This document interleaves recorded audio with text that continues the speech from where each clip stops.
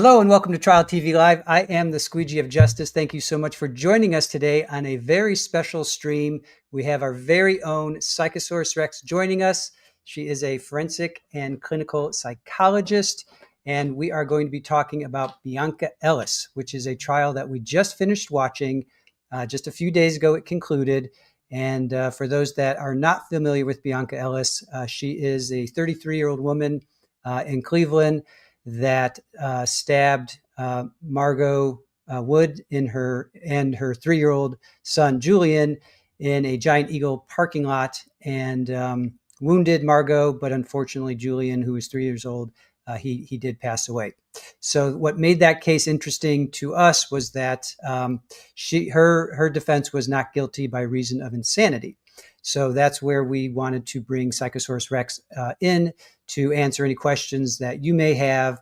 I certainly have questions for her, and we're really looking forward to hearing her perspective on that case. We're going to touch upon Carlos Dominguez a little bit out of California, kind of do a little comparing and contrasting between those two, because he also, that was a trial that we covered earlier this year, and we are going to be sort of comparing and contrasting those two, because he also did a not guilty by reason of insanity. Now he had 2 charges. He had 3 charges. 2 of them he was found not guilty. Third one they were hung.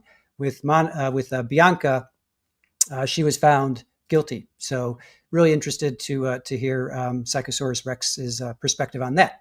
So before we get started, I just want chat to take their seats. If you guys have any questions, get settled in. Cat on the keyboard. So hopefully we're still streaming. Am I still streaming? I got Houdini just walked across the keyboard, so I think I'm still live. All right.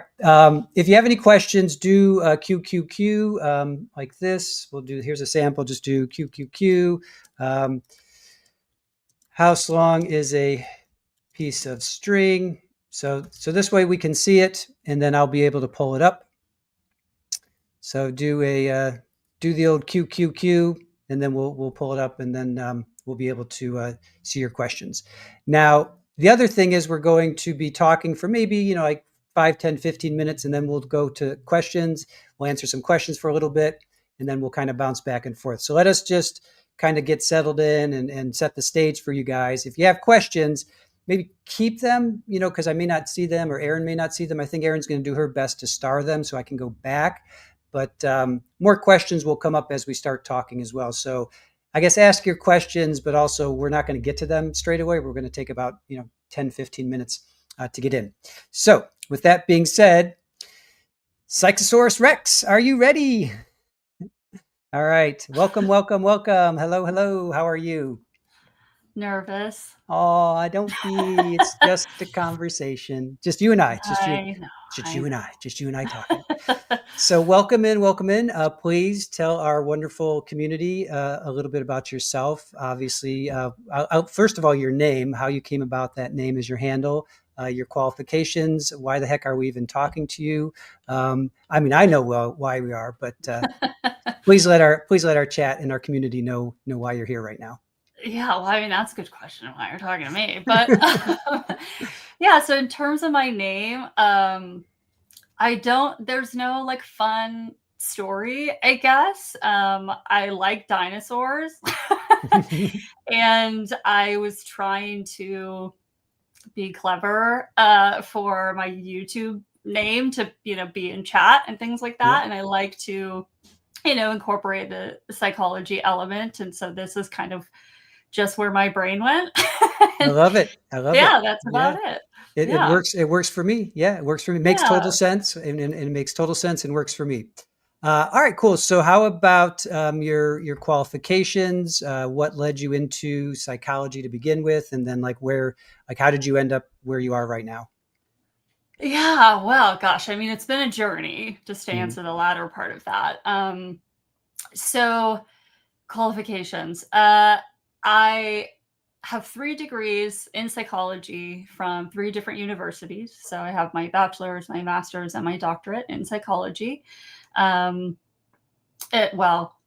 and doctorate are in clinical psychology specifically. Undergrad was just psychology. I have worked in juvenile hall settings. I still do some of that, doing psychological evaluations for the kiddos in one of the counties where I live. I do full-time work with post-trial NGRI folks. So, we see kind of the pre-trial side of it and then the trial side of it. Well, I work with people who have actually been adjudicated and successful in their NGRI pleas. I have been doing that for about 5 years. Prior to that, I worked with SOs, we'll call them, who commit S crimes. Which I got to try to be mindful of my words here on YouTube. Yep. And I still, work with that population in the hospital as well. So there's kind of the complicated element of both the S part of things and the insanity, serious mental illness kind of thing. I have worked for or with federal and state level pretrial and probationary folks who have been ordered to treatment, usually for substance use issues, be it on parole, probation, or otherwise, again, for like federal and state level. On the side right now, outside of my regular job with the NGRI patients, I do forensic evaluations. So I do competency to stand trial evaluations, sentencing mitigation, juvenile stuff, SO related things, arson offenses. I can't do insanity cases here where I live because that would be a conflict of interest, given they could be sent to me ultimately. So I can't do those, but I do those out of state. I'm licensed in 3 states, and so I can do work in those states as well, doing forensic evaluation. And I think, it's a plethora of evaluations that I do forensically, but I have my hand in a lot of different pots, but it's really all kind of in the forensic realm, forensic evaluations on the side, and then full-time, it's clinical work, but in a forensic setting with forensic patients. So I do a lot with writing court reports on how the patients are doing. I have testified in court multiple times. I have been qualified in multiple courts as an expert in clinical psychology and violence risk assessment. And I love testifying. And I think that is really how I, kind of found Trial TV Live and the whole online community of watching trials. So it's always been something really of interest to me. And now I get to be on both sides, like as a watcher, and I have been on that witness stand and grilled and had some, softball questions and things like that. So it's been a unique experience, but I, have done a lot, and I plan to keep doing a lot, and I hope to even kind of do more at some point. Fantastic. Yeah, fantastic. Do you usually, do you testify for both the state and the defense, or is there one more than the other? So when I testify for progress for my patients, or talking about their violence risk, things like that, it's really just a neutral party, because I work for the entity that I work for. I'm often subpoenaed by the state, but my opinions are my opinions regardless. They're, as psychologists, we are tasked with remaining neutral and objective in our opinions. And I would say the same goes for forensic evaluations. You can get hired by a defense as a private expert for them, and ultimately you have to give them your opinion on your findings, which they may not like it all the time, and so then they won't probably call you to the stand. But yeah, so I'm usually court appointed though, so I serve as kind of that neutral party. I'm not a hired gun, so to speak, or hired bug, or sorry, it's slipped out. No, that's okay. That's okay. Yeah. That's fine. Yeah. So it's both. I've been both. Right. So now, so with Bionca, we heard from Dr. West, who was court appointed because Bionca was sent for competency for 20 days. And then we heard from Dr. Knopfsinger. Now he was brought in by the state. So, but was he neutral as well? I don't recall if he was neutral or not.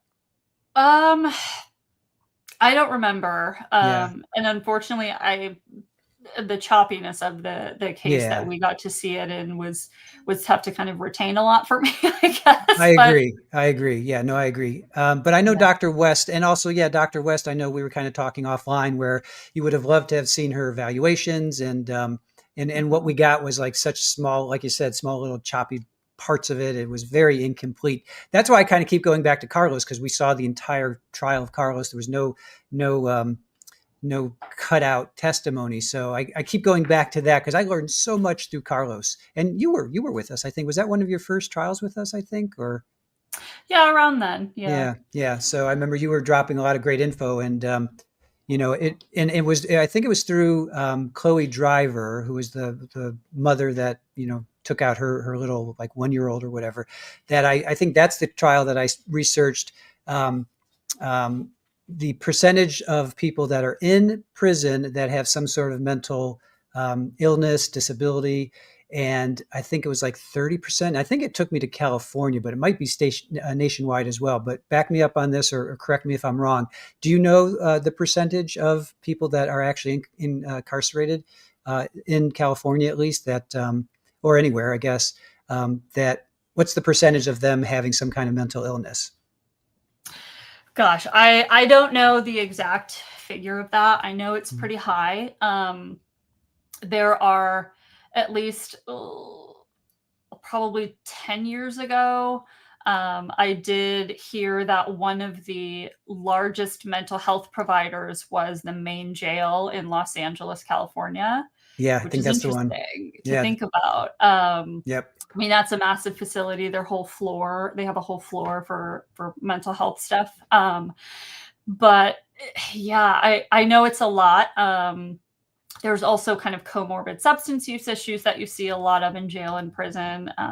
Not so much prison usually, because by the time they get there, they have detoxed and kind of forced sobriety in jail for the most part. But yeah, Right. I don't know the exact figure of that, but I All right. know that it's a lot larger than what you actually see in terms of who goes fully to like an NGRI case, and even less for who's actually successful. All right. Here's the site that I found back then. Okay, so tell me, this is National Alliance on Mental Illness, NAMI or Hmm, NAMI. Are you NAMI. familiar? Okay. Yep. So they're saying 2 in 5 people who are incarcerated have a history of mental illness. So 37% in state and federal, and 44% in local jails. This is twice the prevalence of mental illness within the overall adult population. So, despite court mandates, there's a significant lack of access to adequate mental health care in incarcerated settings. About 3 in 5 people, or 63%, have a history of mental illness, do not receive mental health treatment. So, that's where I'm always like, whenever we see these not guilty, reason of insanity, like I'm always voting that route because I feel at least they have a shot at somewhat getting treated like a human versus just throwing them in jail and then they're just going to basically get in a fight, probably have all kinds of problems and issues, and not get the treatment that they could be getting at a facility. So there's Mhm. 2 things I want to touch on there for sure. One is when you're in prison and you're Bionca Ellis, what are your chances of getting any kind of quote unquote help? Do you get medication? Do you get group therapy? Do you get one-on-one therapy, or are you just kind of thrown to the sharks and that's it? Yeah. So um, I think it's well. So yes, the mental health treatment you're going to get in prison, and especially like a jail, is less than what you would get at a state hospital, a hospital emergency room, an outpatient clinic, things like that. Mhm. Um, but that's not to say, and I think there's kind of a large misconception about mental health services that are available in those settings. So, and this might be different state by state, county by county, facility by facility, right? It's kind of dependent on, all the red tape of funding and things like that. But for Right. the most part, they do have access to medication at a bare minimum, right? And Okay. so jails and prisons actually, as well, prisons probably more so than jails, because prison is the long term, whereas jail is essentially a holding cell for trial. Right. Right. Um, but even in jail, you get medications. You talk with a psychiatrist. You talk with probably a like master's level clinician, more than you would see the psychiatrist, of course. And then they have nursing staff, things like that. And they even have, specific jumpsuits for people that are, need to be housed in a single cell for mental health reasons, just like they would for medical reasons. And a lot of these places these days do contract with outside like county providers who come in and they serve as the mental health services for these people. But it is limited. They have some group therapies. I know there are substance recovery services, especially that are done in jails and prisons. I would say that's probably the most predominant. And then in terms of like individual therapy, you might get an individual therapist. I think it's more likely if you're in prison. Otherwise, it's kind of like a cell side visit where they'll come and talk to you, which is kind of nice. You don't even really have to leave your cell if you don't want to. Other places, they'll take you to a specific kind of area where the guards can still stand watch and they can be shackled and this and that and the other. But yeah, there are definitely more available services and resources for mental health in jails and prisons than we've sort of been thinking over time. And I think that's because it's just improved so much recently, probably within the last 5 to 10 years. Okay. All right. That makes me feel a little bit better because I just think of you're in prison and it's pretty much hell on earth. And, we were listening to Gigi, talking about her insider and what they go through in relationship to like what Donna's going through. And let's face it, prisons it's not Club Med. You're not supposed to go there to be, you're not on vacation. It's meant to be hard. It's supposed to be hard for you. So I'm just interested in someone like Bionca, who has a history of violence, of lashing out at people who want to help her. She will not get the same level of care, if you will, if she's in a prison versus a facility. So to me, and I'm only speaking, because I don't know it. I don't know what I'm talking about when I say this. I don't know if prison guards really care, to be quite honest. And they're just like, and I think, was it Woke just asked a question of, do they just give her a pill? Is it like, One Flew Over the Cuckoo's Nest? Do they just give her a pill, or do they actually sit there and watch her take it? So do you know that aspect? Do they just hand her the pill, or what do they do? I can't obviously speak to every facility. I don't know where she's going to go. I'm not familiar with where she could even possibly go in her county, in her state. But I do know that, even in state hospitals, people cheek meds, right? And so it's certainly possible in prison that, someone will say like, okay, is she actually taking her medicine? Because she's still appearing a certain way, appearing symptomatic or behaviorally kind of out of control, things like that. And so, in the hospital system, there are protocols in place where you can have their medications crushed and floated in water. And so they just kind of drink their medicine. And then there's no chance of really cheeking that. In prisons, I think it looks more like the person with the medications calls, everyone to line up, gets their meds, and they take them in front of them because they can't take anything from what is brought in because it would be contraband. And then they could get, some sort of write-up for that. And I'm sure most of them don't care about a silly little write-up for like a miniature cup. But, if you're trying to get paroled early, you don't want rule violations. But also a lot of people, I think, and, this is obviously, I haven't evaluated Ms. Ellis. I am just speaking on education and experience. And, I think a lot of people, and possibly even Ms. Ellis, right, who's been diagnosed with schizophrenia. Schizophrenia is not a fun illness. It's not enjoyable to have voices screaming really nasty things in your mind and not being able to stop it. And so a lot of patients or inmates with mental illness once they're on their medications and see that they actually help, they usually like the relief that it brings. That's not the same for all mental illnesses, right? We know with bipolar 1 disorder, folks tend to enjoy the euphoria of mania. It's fun. They feel invincible. They are the king of the world. And so they find medications almost depressing and like a heaviness. And it's really like, no, this is actually what a baseline of functioning looks like. But for you, as someone who's like up here all the time, that can feel very down. And so they are more likely to not take their meds versus someone with really scary things happening in their mind. And so I would hope that Miss Ellis is someone who would kind of go the route of these voices are terrifying and I don't want them anymore. So yeah. Now, interesting you say that, because she has a history of not wanting to take her meds, as we found out through some testimony and through the trial.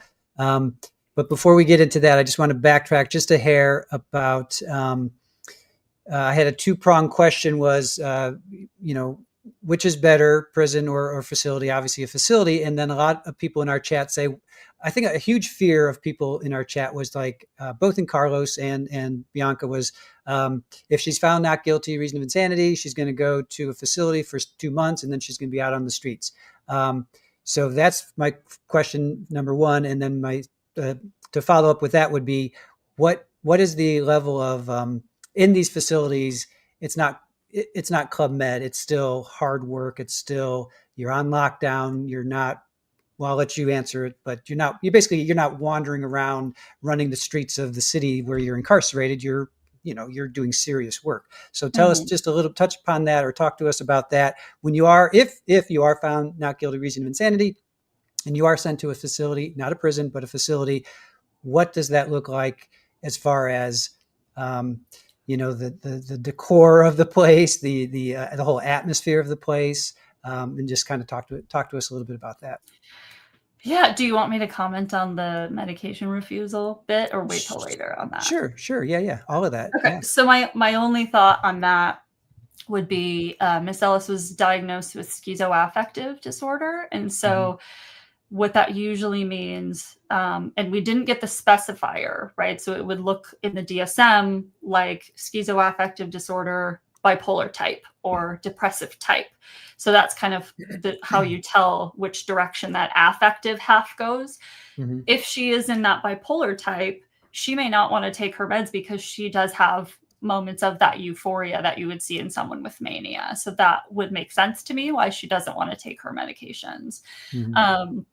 But aside from that, so what it's like, well, I guess first of all, to address the length of time, it's not a few months. It's rarely even a few years. And for an offense like this one that Miss Ellis committed, it is unlikely she would ever be released from the mental health facility that she would be committed to by the court. And I say that not because it's impossible to make her safe again in the community. I would argue very strongly against that. But the courts have to take into consideration the nature of the offense and the level of violence, as well as things like, she has this very long history of not taking her medications and then becoming violent. And so how can we know without an abundance of time in a structured, monitored, secure setting where people are watching her take her meds multiple times a day, to ensure that she won't do that again? And part of that is not just demonstrating that she can comply with rules to take her medications as prescribed by her psychiatrist in the facility, but she also has to have insight. And that comes from her and the work that she does herself, through individual therapy, through tons of group therapy. That's kind of the main offering. It's the most cost effective when you have so many people in one facility. Of course, I don't know where she might have gone had that been the route that her verdict turned out. It might be a smaller facility. An individual might be more feasible for her. But the insight would be, do you understand that you need to take medications for the rest of your life? Do you understand that if you don't take your medications, what can happen and what has happened? Do you have the skills and tools that you can tell us and demonstrate to us every single day that anytime you are stressed or frustrated or experiencing what all of us encounter, even at the grocery store, it can be really frustrating and in just daily life. And does she have the tools, and can she demonstrate these tools on her own to say, like, okay, if I start to feel stressed, here's what all of that feels like in detail in my body. Here's the thoughts I have in my mind. And then here's the tools that I would use in the moment to deal with that. So that's kind of the primary part of all of the insight in the work that she would do. And none of that can come until she is psychiatrically stable. And that's where meds come in, right? As you stabilize them on medications to get their brain clear enough to engage in all of that. And, the biggest contrast, I think, because the walls are just as bland in a lot of those places. A lot of them, not all, but a lot of them, you don't get to wear your own clothes. You are assigned hospital attire, just like in jail, and it usually matches the color of the walls. And so it's a big bland blob for years and years and years. And usually you have roommates, multiple, sometimes anywhere from 2 to 4, that you also have to deal with, who have their own mental illnesses and are challenging people to be around, right? And but also in a hospital setting where an NGRI patient goes, there's no out date. So in prison, it's kind of like, no matter how you behave, unless you catch new charges and get convicted and get more time tacked on, you're getting out. And that's kind of, they can mark their calendar by that date and say, yeah, I'm going to be paroled on this date, again, unless something happens. But in a facility where an NGRI individual, a successful NGRI individual, would go, you don't get that. And so you're kind of just looking into your future with no idea how long you're going to be there. And the work solely falls on you as the patient. And so, folks like myself who work with these patients, yes, you have a treatment team. Yes, we provide you with all the treatment that we think you need and that would benefit you. You get medications, you get your medical and dental and all the things. But if you're not willing to engage in that and do the work, no one's doing it for you. And so it all of it falls solely on this patient. And that's really hard for a lot of them. It can take them years to even kind of turn the corner into accepting that the work is theirs and theirs alone to do. Whereas again, prison, it's like, oh, I'm going to get out in 5 years on this date at this time, kind of a thing. Right. Unless you're life without parole, of course, then you're stuck. So I'm going to open it up to chat, because I see we've got Aaron starred 13. Enough of my questions, but I just want the takeaway to be from chat, if Bionca had been found not guilty, reason of insanity, and she was not, and was sent to a state facility, I would say 99.9% chance she was going to be there for the rest of her life, based on the severity of her crime, if you will. So I just want chat to really let that sink in, because I know a lot of you were like, oh, I mean, that was a big fear. And I understand that fear of like, oh, she's going to go to a hospital. They're going to give her meds. They're going to give her treatment for 6 months or a year, and then she's going to be out. Just please let us know that, at least in my estimation, I didn't think she was ever going to get out, again, based on the severity of her crime. It would be highly unlikely, not only because of the severity, but because she's demonstrated over time that she has not been capable of medication management by herself. And I think she was probably under some sort of community supervision, because she had, at least from what I sort of remember, and I think we heard, she already has a rap sheet. And so she's been on probation, I would assume. She's probably been court ordered for stuff. And she couldn't manage any of that in the community, even under that level of supervision. And so she has to not only pave a new path toward wellness, but she's got to make up for all of her history as well, which kind of seems unfair. But when it comes to the safety of the community, it's all fair game. And I also just wanted to point out, too, in terms of length of time.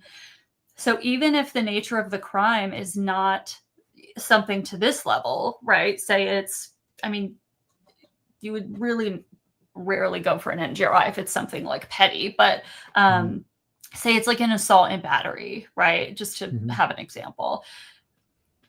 People who end up as an NGRI, they're successful in that defense, they go to a hospital, they often spend significantly longer in the hospital than they ever would have served a prison sentence. So their prison sentence might have been 5 years or 10 years, got out in 5 on good behavior because the prison system is clogged.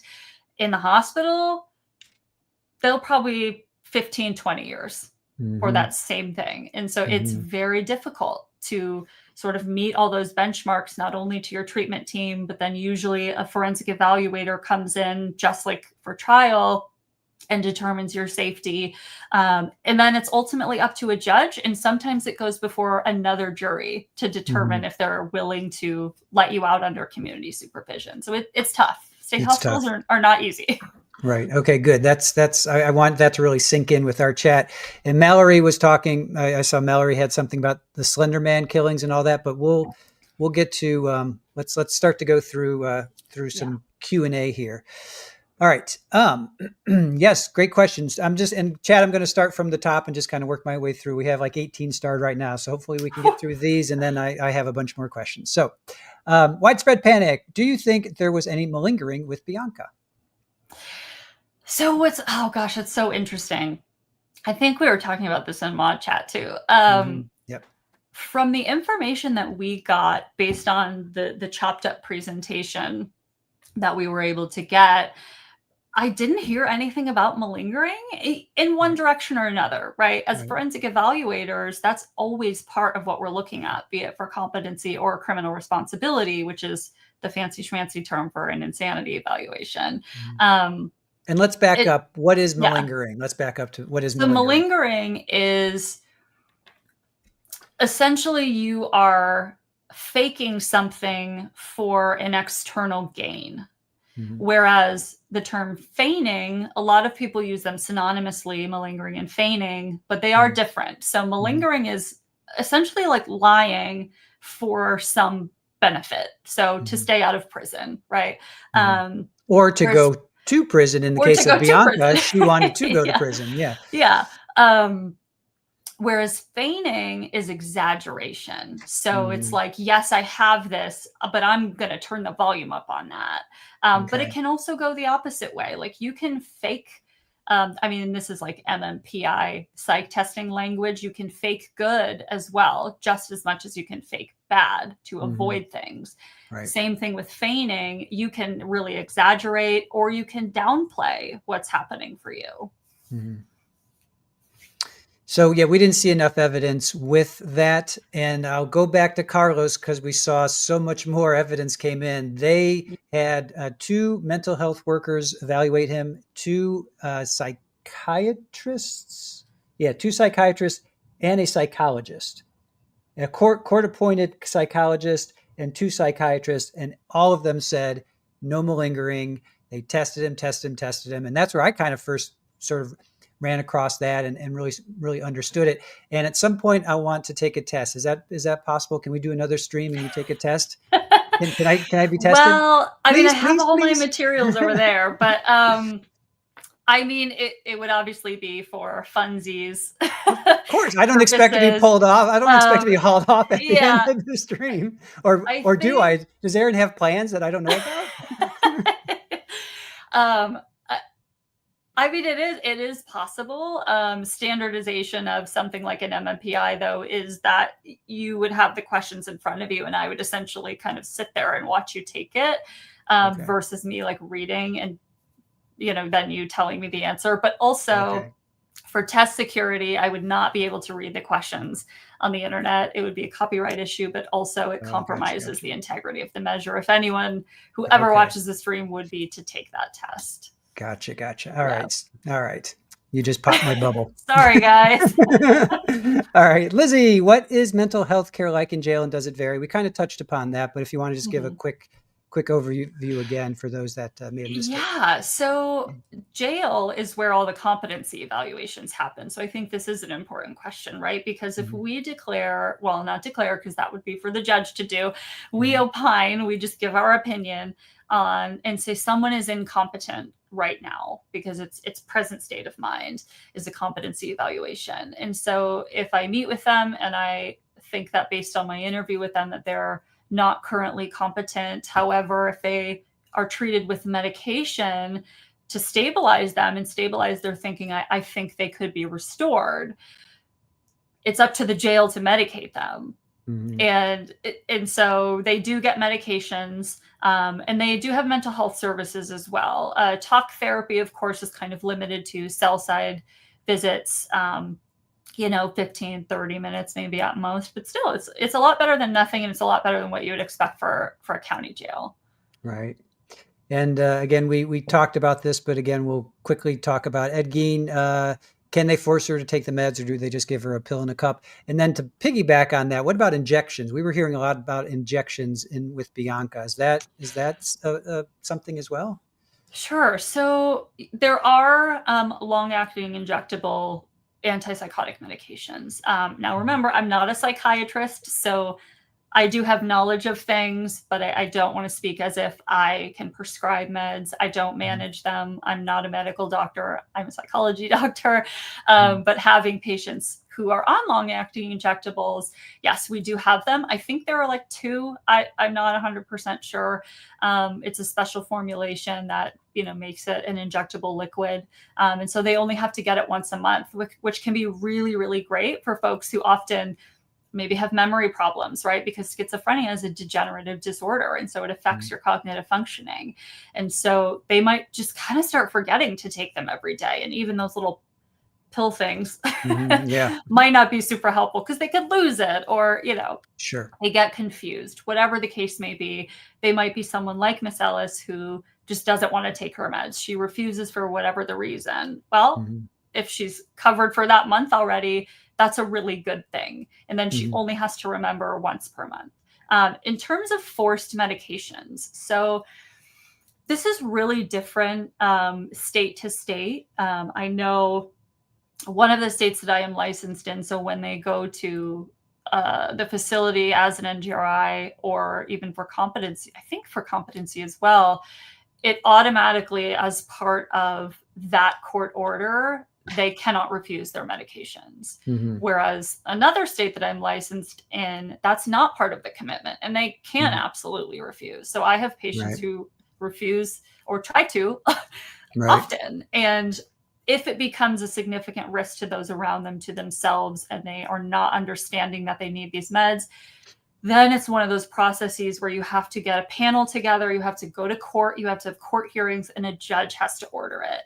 So it really just depends. And jails, one of the states, again, that I am licensed in their jail community, they have to go through that same court process because they're not committed to a hospital. They're in jail like anyone else who has been arrested and detained in jail. So it's usually a court process to force someone against their will to take medications. Yeah. So that answers Camilla's. What if they don't want to take their meds? Yeah. We hear a lot about that. And I'm going to, sorry, I'm going to just keep referring back to Carlos because that to me was such a landmark trial in my brief history. Court appointed, and same with Bionca, court appointed. They were forcing her to take her meds. All right, Barry Adams, do you think there is a cure where people who are so afflicted by mental illness, whether in custody or in facility, could be rehabbed out to the community? Well, so I tell patients this all the time. There is no cure for mental illness. I think that's kind of it bursts a bubble for some people, but ultimately we don't have a cure. Medication is a miracle in and of itself, that it can control so much of what it can and how it can really help our brain function. But in terms of rehabbing someone to be out in the community, absolutely, it's absolutely possible, right? I mean, that's what I do, and so the goal is to make sure, to a certain degree, that we can be sure, right? We can't predict the future for anyone. And that's often why people are so reluctant to then release folks back into the community from a hospital for, an NGRI, especially with a violent history, because we can never be 100% sure of anything that, mental illness or not, we can't be absolutely sure. And so, we do our best to get these people to a stable baseline, and not a quick stable baseline. It's like a prolonged, chronic, stable baseline of good, adequate, safe functioning, but also they have to, again, have that insight part. They can't just be stable on meds. They have to understand at a much deeper level why they need their meds, why they need them forever, what to do if they forget their meds, how to get help in the community, who to tell, recognize their signs that something might be coming up for them that they need to intervene immediately, or else it could get really bad. The list goes on. But it is certainly possible with someone with serious mental illness to absolutely achieve those things. Right. Yeah. I get where Barry's coming from, where they're in cure in quotes there for sure. It's like, it's like a traumatic memory, or a memory just I guess traumatic memory. You never are cured from that. You just learn to live with it and manage it. Right. It's more about just managing it and recognizing when something triggers you and do what you need to do. I don't know if this is a good analogy or not. You tell me. It's like maybe having an asthma attack. You realize the trigger warnings, and you take care to minimize it before you end up in the hospital, basically. So, yay! I got a good analogy in. All right, let's see. Shore life. Does she ultimately have to want the help? Want to get better? If she wants it, she will take and ask for the meds, right? Yeah, I mean, we hear this all the time in, substance abuse communities, right? You're not going to accept help until you want it, and usually you don't want it till you hit the rock bottom. Now, with mental illness, your rock bottom is usually that first episode of psychosis or mania. And in terms of I would say it's the same, because imagine if you are tasked with your mental health and medications are not all you need. You are being, charged with attending multiple hours of group therapy every day, 5 days a week, sometimes 7 days a week, individual therapy, possibly more psych testing, to figure out maybe further issues that might be there, personality stuff, trauma backgrounds, et cetera, et cetera, et cetera. The list goes on. And your participation in all of that is not going to be meaningful if you don't want it to be.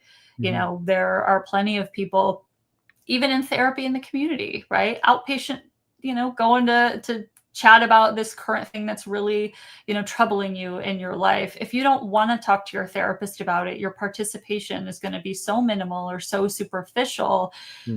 Is it really helpful? And are you really going to affect change that way? So it would be the same thing, for the people in the hospital as well.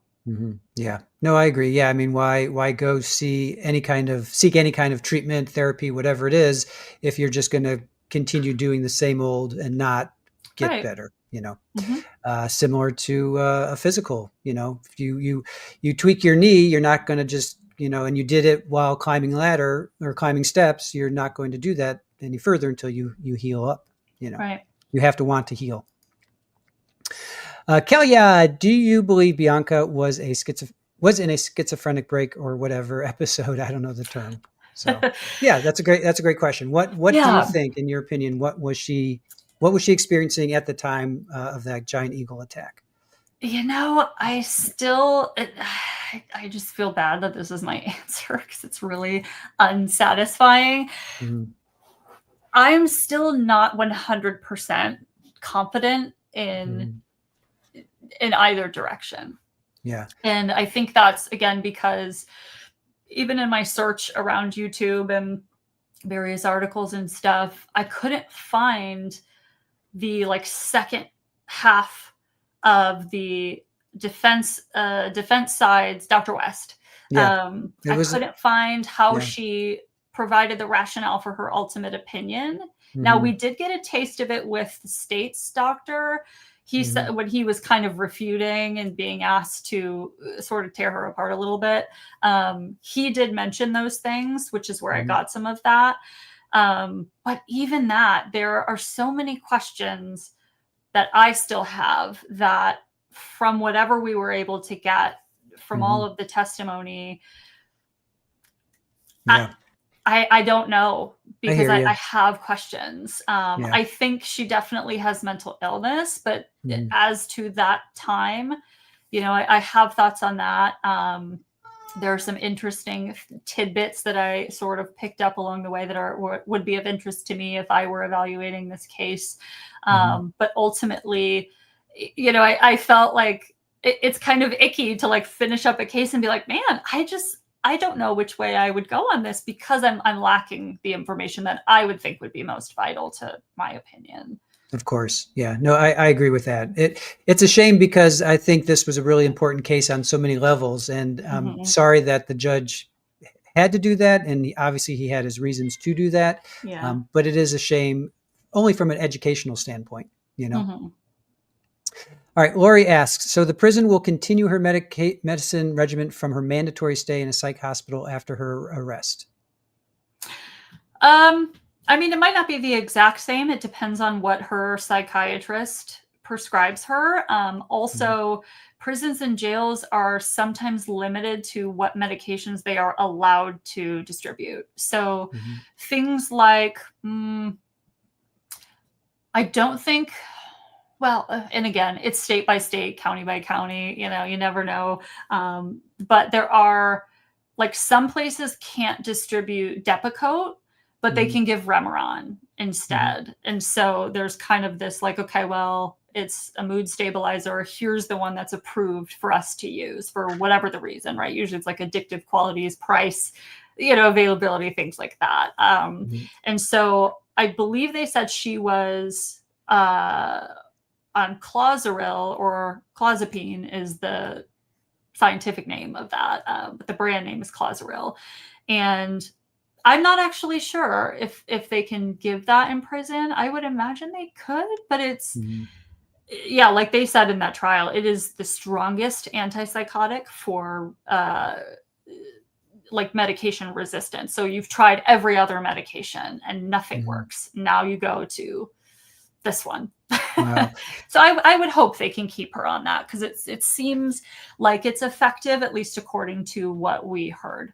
Right. Aaron just reminded me that some people were not aware of Carlos Dominguez, and I'll just briefly touch upon him just to bring everybody up to speed. And then I want to get to the look in the defendants' faces, both Carlos and Bionca. If you guys watch Bionca, she looked comatose, right? She was just staring like nothing was there. Same with Carlos. So Carlos Dominguez was going to UC Davis in California, Sacramento, right? Roughly outside of Sacramento. Yeah. And he was by all accounts, a healthy, high schooler, 17, 18, 19 years old. He goes to college and he's fine in his freshman year. His summer between freshman and sophomore year, he starts to have these voices come into his head. And his family noticed the change, and his girlfriend noticed the change. He started to, his hygiene started to disappear. His hair started to grow. He wasn't taking baths, showers. He was talking about, the devil was talking to him. He was saying he was starting to see shadow figures. And then he had a break. He had a psychotic break. And he, in the span of, I think it was 4 or 5 days, he stabbed David Bro on a park bench, took him out. Kareem, Najim, I think was his last name, took him out. He was riding a bike on the UC Davis, or no, he was just in a park. So he was riding a bike home from a UC Davis event, and Carlos took him out, and this was all with knives.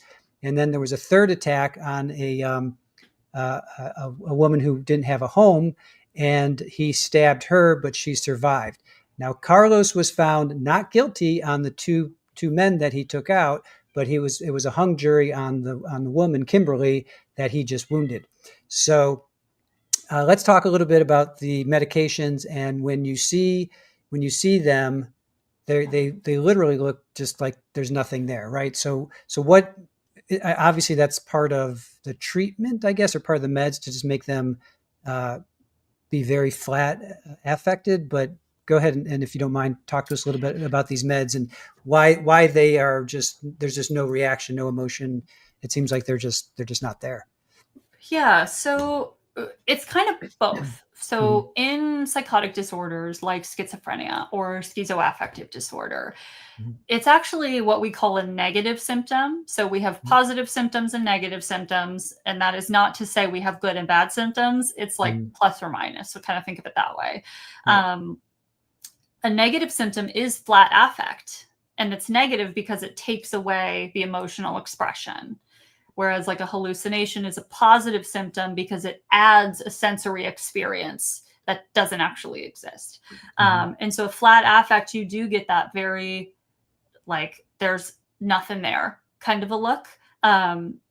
That's not to say it's impossible for them to physically smile or look upset or whatever, because they still have facial movement, but they just don't have the emotional expression that someone without that disorder would have, and so they tend to look just very blank pretty much all the time. And even when they are sort of expressing some happiness, or they look, they have a little smile, their eyes still kind of seem a little bit flat.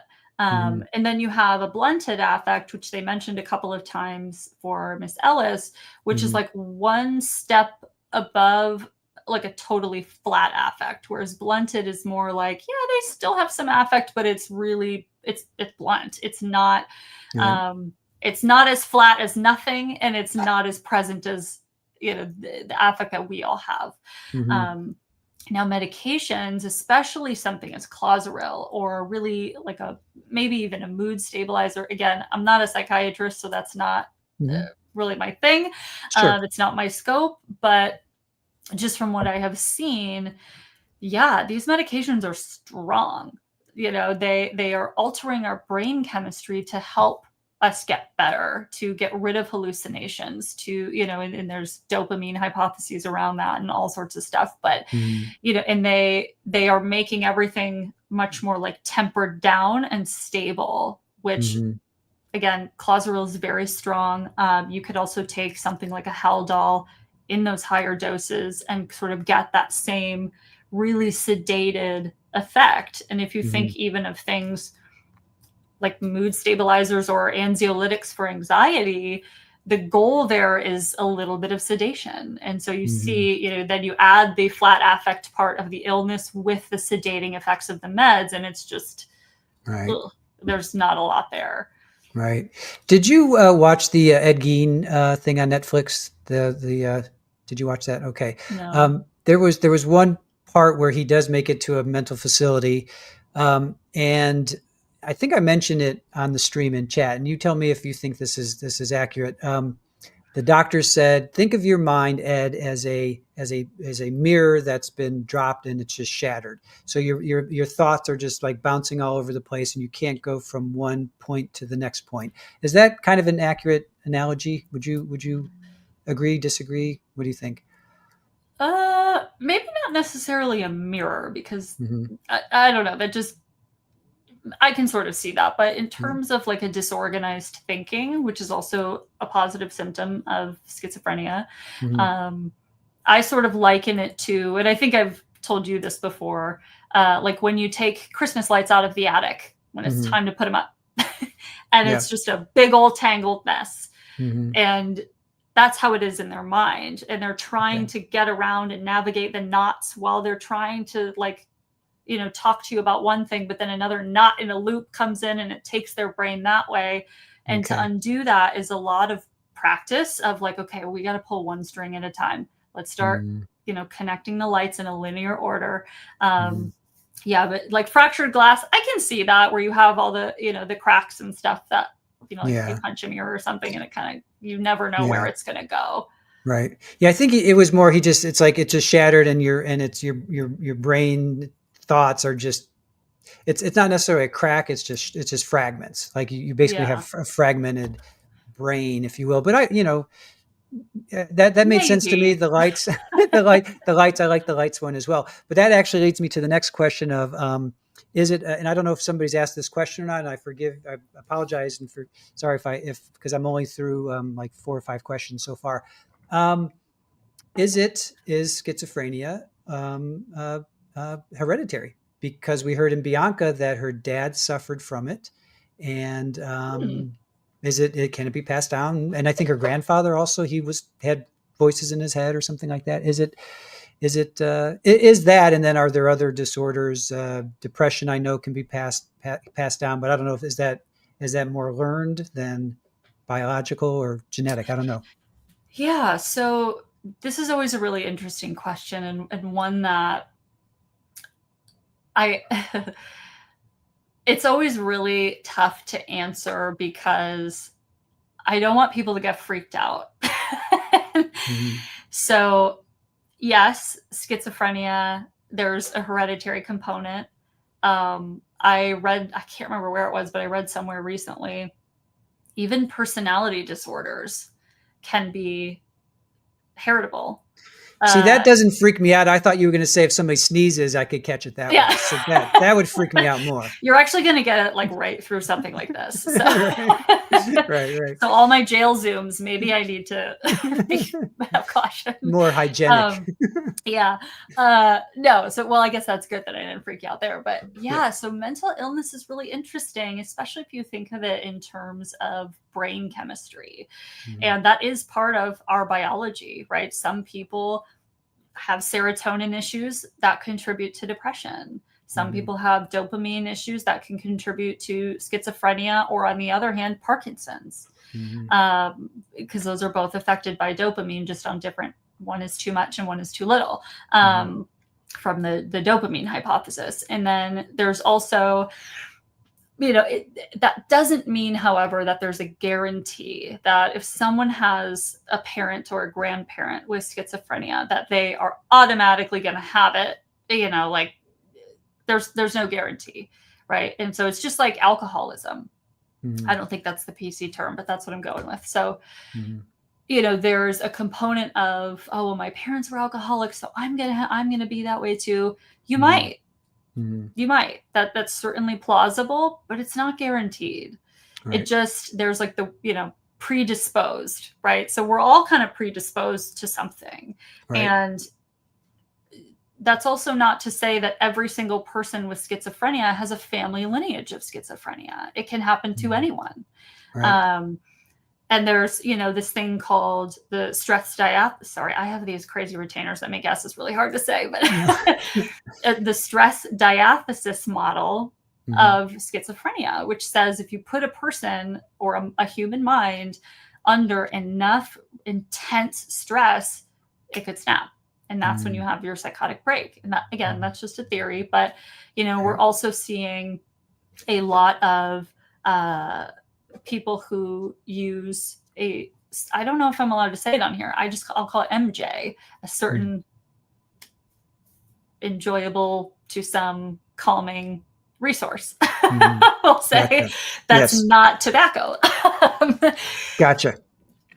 We are seeing a lot of, especially young men, having psychotic episodes, even with their first time using, right? Because the potency today is about 85% stronger than it used to be, when prior generations were using it. And so substances can absolutely cause a people catnip. There we go. People catnip.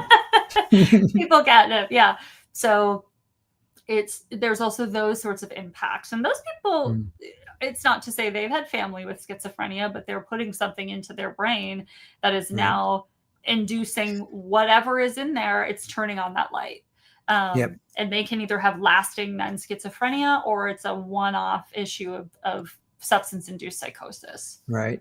This was going to be my next question, and I'm sorry for bouncing ahead of everybody else, but Joanne, Jedi Platypus. So I was going to ask this next one. Let's talk about when it kicks in. So Joanne says, is there an average age that mental illness appears, like early 20s? And we saw that in Carlos, where he was fine up until he was like 19. And then between, I think, 1920, 2021, something like that, his psychosis kicked in. I think with Bionca, we also heard 22. That's when her, she started to, at least it was reported for her. So do you want to talk a little bit about that? Like how the brain develops, and that there does seem to be like a sweet spot for that. Yeah. So I'm assuming that this question is specific to like a schizophrenia versus, I mean, mental illness is all of these things, right? Yeah. And for Richard, here's my DSM with all my tabs. Oh, just that little book. Just a few Mental illness pages. is a lot. Yeah. Just some light reading. Right. Mental illness is a lot of things. In terms of psychosis, so like schizophrenia, schizoaffective disorder, or an unspecified even, we do tend to see it in early 20s to late 20s the most. Now, I've also seen it in kids, which is always very sad. Teens can get it. And again, with substance stuff that's happening so widely in our community, we're getting more like comfortable with just kind of using substances, I guess. And we're seeing a lot of young men being affected by that psychiatrically in a very big and kind of scary way. So I would wonder how that's going to start affecting them, those numbers of when this is happening. But yeah, generally speaking, it's like, I would say like mid to late 20s is when we tend to see that. And, brain development, I've seen it in the chat a million times. People are very well versed in this, that the female brain is done developing, you get that prefrontal cortex all good and cooked by like 23, 24. For men, it's more like 26, 27. And so schizophrenia is kind of seen in that same pattern. But it's really individual as well. It's lifestyle, it's stressors, it's substance use, it's all the things too. Sure. Is there a correlation between some kind of traumatic event, basically SA? It seems like from what I've uncovered, seen, watched, heard, it seems like a lot of, unfortunately, I guess it's both sides, but I'll say more women who are SA'd when they're like 3, 4, 5 years old, and then their brains just, in a way to protect themselves, they fracture or something. Is there any kind of correlation in what you can bring to the table other than just my lameness of watching movies and documentaries and stuff? Is there actually scientific proof to that? Well, so what you're describing is kind of like these theories of dissociative identity disorder, or DID, or what used to be called multiple personalities. That is so rare. The community is really kind of still out on whether or not it is even real, which is interesting. But you mean the faces of Eve and Sybil? I grew up watching Sybil. Oh, Sybil is so interesting. I read that book again like a couple years ago, and I was like, wow. But yeah, I mean, it turns out she wasn't a DID. Really? Spoiler. Wow. Oh man, that's it. Yeah. And so that was a really sad case, I think, too. But in terms of how childhood trauma can affect us, I mean, significant childhood trauma,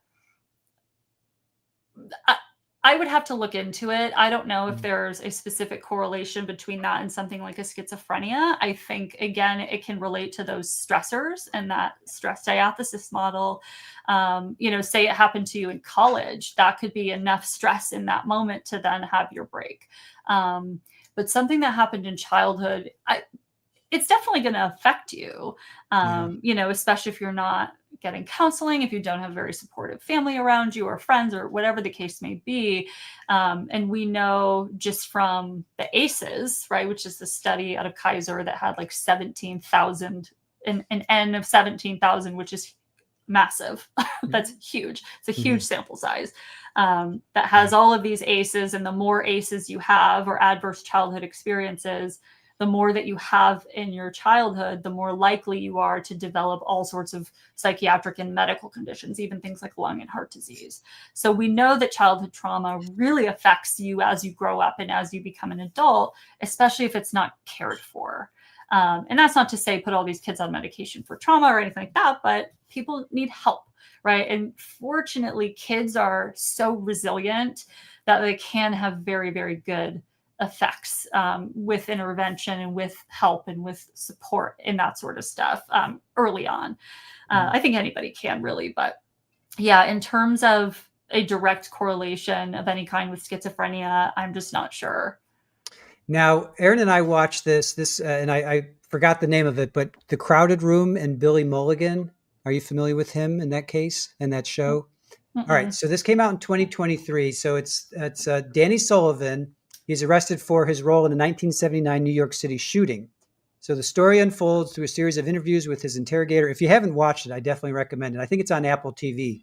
So it's loosely based on the life of Billy Mulligan, the first person to be diagnosed with dissociative identity disorder to be acquitted on crimes of these grounds. So so what he does is he goes, I think it's like it's a Rockefeller Center, and he pulls a gun and he shoots somebody. I don't think he kills them, but he does shoot somebody. But he actually goes to trial. He says he's got DID, and he's acquitted. He's found not guilty. So just interested. Oh wait, now here it's saying it's in. Oh, it's Monsters. So watch. So I guess it's on Netflix, Monsters as well. Hmm. Oh, now here he's accused serial claims multiple personalities.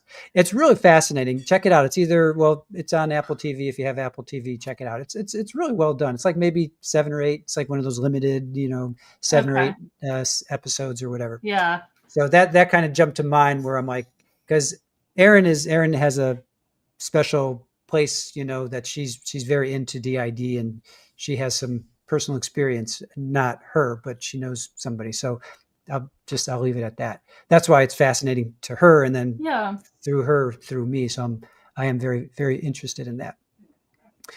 All right, Alice, will they keep her from general population once they get her under control with her meds and taking them? So this is okay. So she's been found guilty. She is in prison, and will they keep her in general pop? Do you know about that?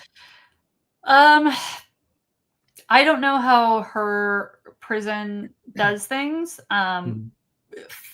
From what I know, prisons do have, like, they will put inmates into essentially isolation cells, or they will be with like one other person. They'll have a cellmate just like everyone else, but they'll be in like a mental health pod of sorts.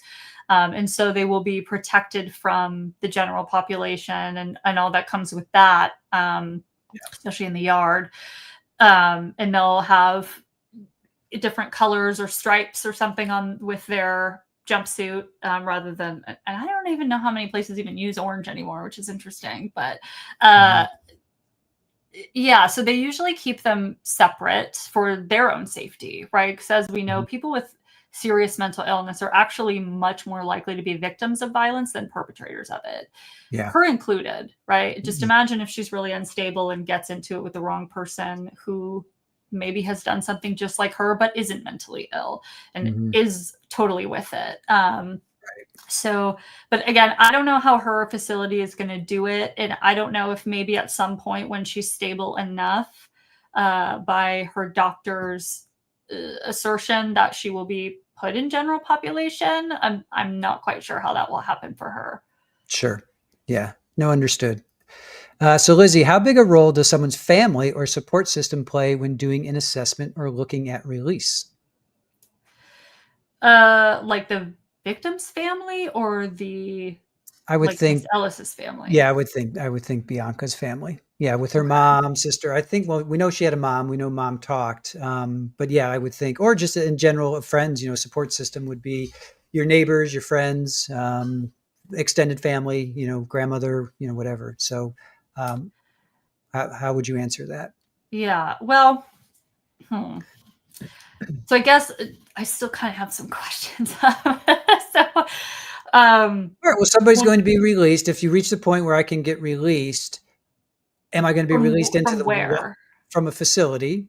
Say Okay. I didn't take somebody out. Say I just, I robbed a liquor store and I got in a fight and I beat somebody up and they're in the hospital, but they're fine. But well, would I be? Yeah, I mean, I guess Yeah, I you could. could. I You could. could. Yeah. Yeah. Yeah. So then they put me in a facility, and 10 years go by, and I'm like, hey, I'm cool. I can get out now, but I don't have any family, and I'm just going to be put out on the street again. Versus, oh, my mom's going to take me in, and I've got my brother who's going to help out. That kind of thing. Yeah. Yeah. So that actually speaks to, so when we do violence risk assessments, we do look at their personal support. And so this is personal support that is not paid. So it's not their community release program. It's not their, community therapist. It's not their psychiatrist. It's not their, sponsors aren't paid, but still, they might count in certain circumstances, but it's not people who are essentially paid to be their support. This would be family and friends and, their church community or whatever they use for their support. And we know that a lack of support actually can increase their risk, or at least affect it to increase. Whereas having support is a protective factor. But it also depends on kind of the particular brand of support. And so if you have someone who is, yes, she can absolutely come and stay with me. I've got a spare bedroom. I understand, that she has done these things. I'm willing to take her. But then also is saying to this patient, say on the phone or at visits, that, yeah, you can come live with me. And you know what? Like, I'm not going to make you take those meds. Like, I think you're fine now. Look at you. You're doing so great. You don't need these things anymore. Like, that's not a great positive personal support. That's someone who's actually detrimental to you. Right. And similarly for folks with schizophrenia, what we know is people who are actually, say it's a well-meaning family, and we heard the term helicopter parent in the Halderson trial we were just watching, so that is kind of fresh. If they're too much of a helicopter, if they're stressing the person out way too much, and they are saying, did you take your meds today? Do this and do that, and they're just, it's like too much, that can actually cause a relapse of symptoms. And so it's a delicate balance of having support, having it be good and meaningful support that can help you if you start to get off track, that you can educate with your warning signs like, hey, if I start to talk a little too much, or if I don't sleep for 2 days in a row, or if I start saying some kind of weird things, I need you to do this for me. Bump me back on track in this way. Remind me of these things. And again, this all comes with insight, and this is all done in the facility setting. And that person has to be willing, ready, and able to do that. And so if it's someone who's just kind of like, yeah, you can come live with me. I would love to support you. I'm here for you. I don't really care if you go to your therapy appointments or not. And your psychiatrist, they can wait. You can just reschedule. That's not great. So it's the quality, right, more so than the quantity of support. Yeah, completely makes sense. And of course, we know who can push our buttons the most: our family members. So yeah, mom's saying, yeah, come on home, I'll take care of you. But then mom says, oh, you didn't clean your room today. Boom, that takes you right back to being 10 years old, and off you pop. So there's some really great questions. We have such an intelligent chat. I love it. Do these patients have family visitors? Yeah, so they can have visits. Again, it's probably different in terms of policy, but they can absolutely have visits. It's part of usually a patient's rights that cannot be taken away unless, of course, they are completely unstable, need to be put in 5 points, and are violent, around and that sort of stuff. Then they're not going to let them go have their family visit. But a lot of places since COVID have actually now offered like video visits, which are great because some people only have supportive family like hours away from where the facility in that state actually is. And they're like, like their 80-year-old mother is not going to be able to make that drive. And who would want to ask that of their mother, And so, or people who have full-time jobs and just can't make it during visiting hours and stuff. And so they will offer video visits, which is really nice. But they can see their family. They can talk to them usually for limited times on the phone. Very much like prison. It's, you got one phone for X amount of patients. You got to limit it or people are going to start fighting and getting cranky over it because someone's a hog and, whatever the case. But they can have family visits. Yeah, I would think that would be part of the treatment, as long as, to back up what you, or to piggyback on what you just said, if the support system is positive, I would think that you would want that in helping them heal. If that support system is negative and drags them down and triggers them, then obviously you would not want that. Yeah. And it's interesting when that happens and you become aware of it as their provider, and you have to have those really hard conversations then with this person who maybe that's the only person left in their life willing to even entertain a conversation with them because of what they've done. Mm-hmm. And so they really don't want to lose that connection. But if they're not a good support and they're just colluding in their delusions, or, colluding in their not needing meds and things like that, then it's on the treatment providers to say, like, oh, this, like, you might have to consider, like, not talking to them anymore or as much, or trying to provide education to them the best that you can to get them into a better place for you. Right. Well, it's like, I would think the analogy of substance abuse would be appropriate here. People, places, things. Where you put yourself back in that same situation, hanging out with the friends that got you to where you don't want to be. You're not going to go back with them. You're going to connect with your new friends, or family members as well. If your family members are supportive and they make sure that you take your meds, you are supportive, versus, hey, here's a glass of wine, and what's going to hurt? Well, it's just one. It's just one, and then 10 bottles later, Yeah. So all it takes is not even one, right? Yeah. We know that physiologically, if someone who has struggled with alcohol even walks by a bar, their brain actually tells their liver, all right, time to rev up, because you're about to get some alcohol in you and we need you to get to work. And so it's already happening just from the visual connection of your brain. Yeah, it's amazing. I mean, I Erin and I, of course, we like our adult beverages, but like that, and I had a friend who acknowledged that she had a problem, and I went to some meetings with her, and that was really educational for me. But she's like, it was that anticipation, right? It's that anticipation. It's that, I guess it's like that first hit, that first drink, whatever it is. It's that anticipation that the dopamine like really kicks in. And there are times, even probably tonight, I'll have a glass of wine. It's just that my mouth starts to salivate. It's like the weirdest thing. And I catch myself. I'm like, I'm pretty sure I don't have a problem, because I can function, but it's like, there is that, and I always think back to that. I'm like, my mouth does kind of salivate. And after that first sip, it goes away, because it's satiated. But I can understand, if I wasn't in control, how that could, exactly. I get that. I really get that. So, yeah. All right. Woke asks, 2020 JAAPL, I'll pretend I know what that is, study, mentally ill inmates have nearly a 70% recidivism rate within 3 years after. Look at Woke being all smart. What's your opinion on bringing back large institutionalized asylums? And please break that down. What is JAPL study? I think it's probably Journal of American something or other. Is my guess. Psychology, maybe psychological, something like that. All right. Yeah. So I guess I have a lot of questions. What was their N, and who did they do this on, over what number of years? How did they collect data? What was the data that they collected? What do they mean by mentally ill inmates? And what did they recidivate with? Was it an equal or lesser offense, or was it something even more serious? So what's your opinion on bringing back large institutionalized asylums? I feel like you've asked me this in chat before, Uncle Woke.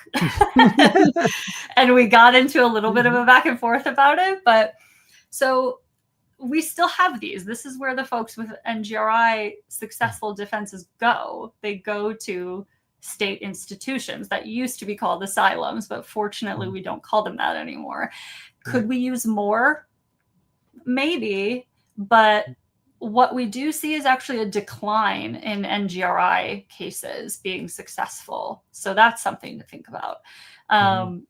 Part of that also is we are trying better in our communities to understand that a mental health issue was like directly in this. So like what we ask as evaluators is, what was the nexus, right? The nexus is such a fancy word. The direct impact of this mental health issue that was happening in that moment. And if that is the case, a lot of states are trying to work toward diversion. So let's not send this person to prison, but let's also not institutionalize them for the rest of their life, because they're so mentally ill that again, like I said earlier, they might end up there 2 or 3 or 4 times longer than they would have if we just throw them in the clink. And so we are seeing, again, NGRI cases are falling, but competency cases are rising. But those are temporary, hopefully, right? They get restored in X amount of time, and then they go back to jail and they go to their trial. So it's an interesting question, but when you really look at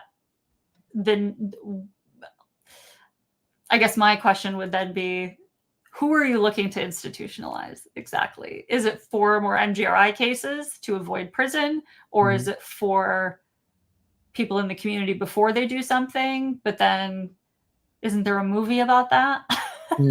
That's like not great to like try to predict if someone's going to do something before they do it and lock them up anyway, kind of a thing. So that would be kind of my follow-up is what would be the purpose of these entities if we did bring them back, or bring more of them rather? Gotcha. This is a great question from Mallory. Are you familiar with the Slender Man case? And if you have followed it, okay, do you agree that both girls were NGRI and been released? So what's your opinion on that? So I get their names mixed up. The one who just recently was awarded discharge under community supervision, is that Morgan, or is the other one Morgan? I think it's okay. So there's Anissa Wire and Morgan Geyser. I think Morgan Geyser, because her name pops up Geyser. more than, okay. Yeah, her name sounds more familiar than Anissa. Yeah.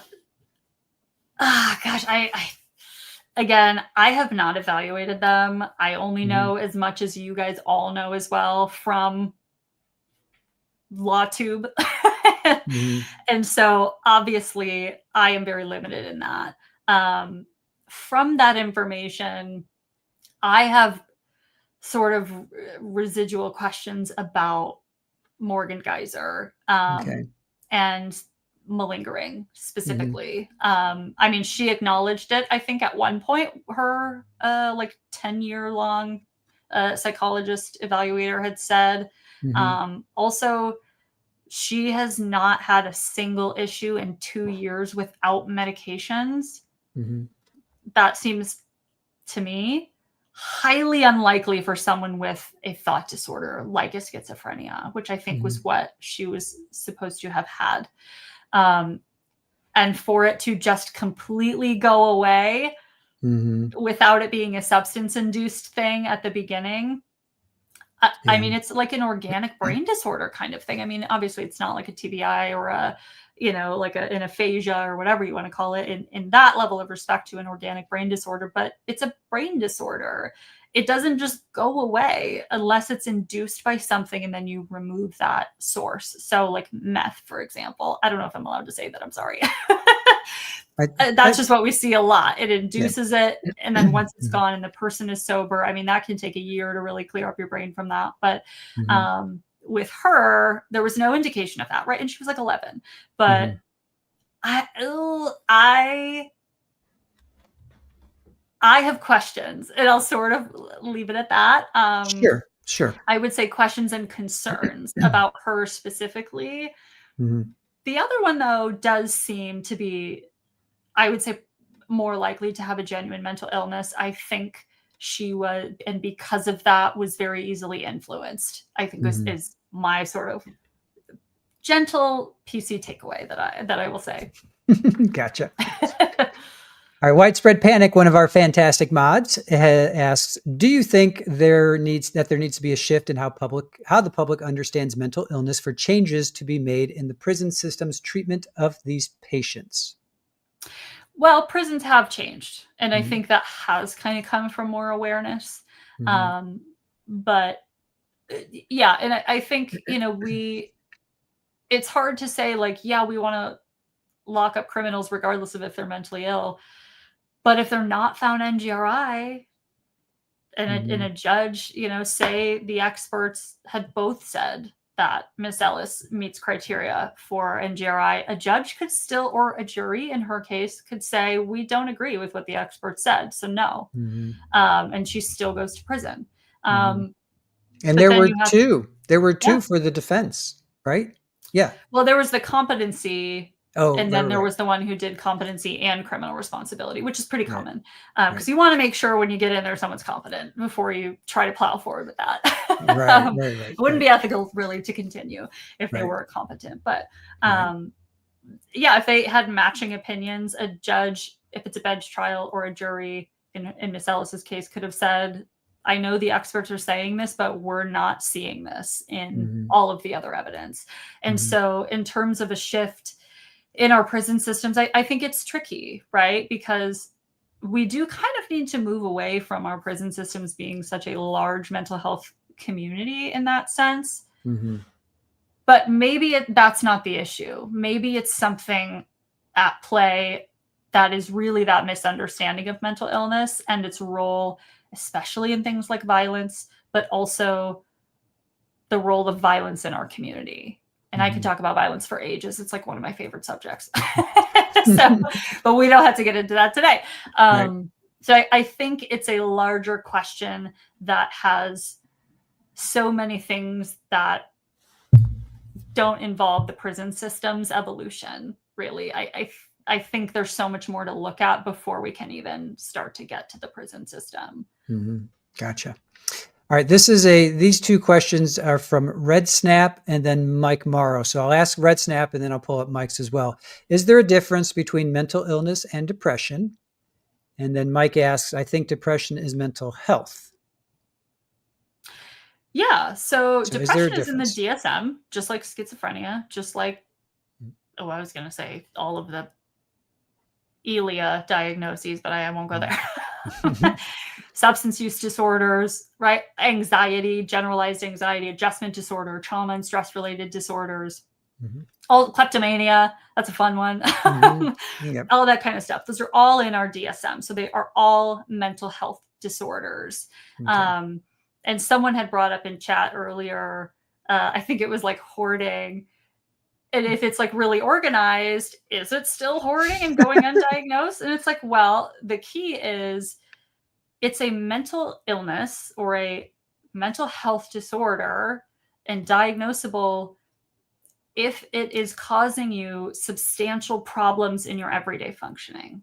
If it's not causing you problems in your social, occupational functioning in your everyday life, right, it's not really diagnosable because it's not a problem. And maybe you're just managing it really well, which is great.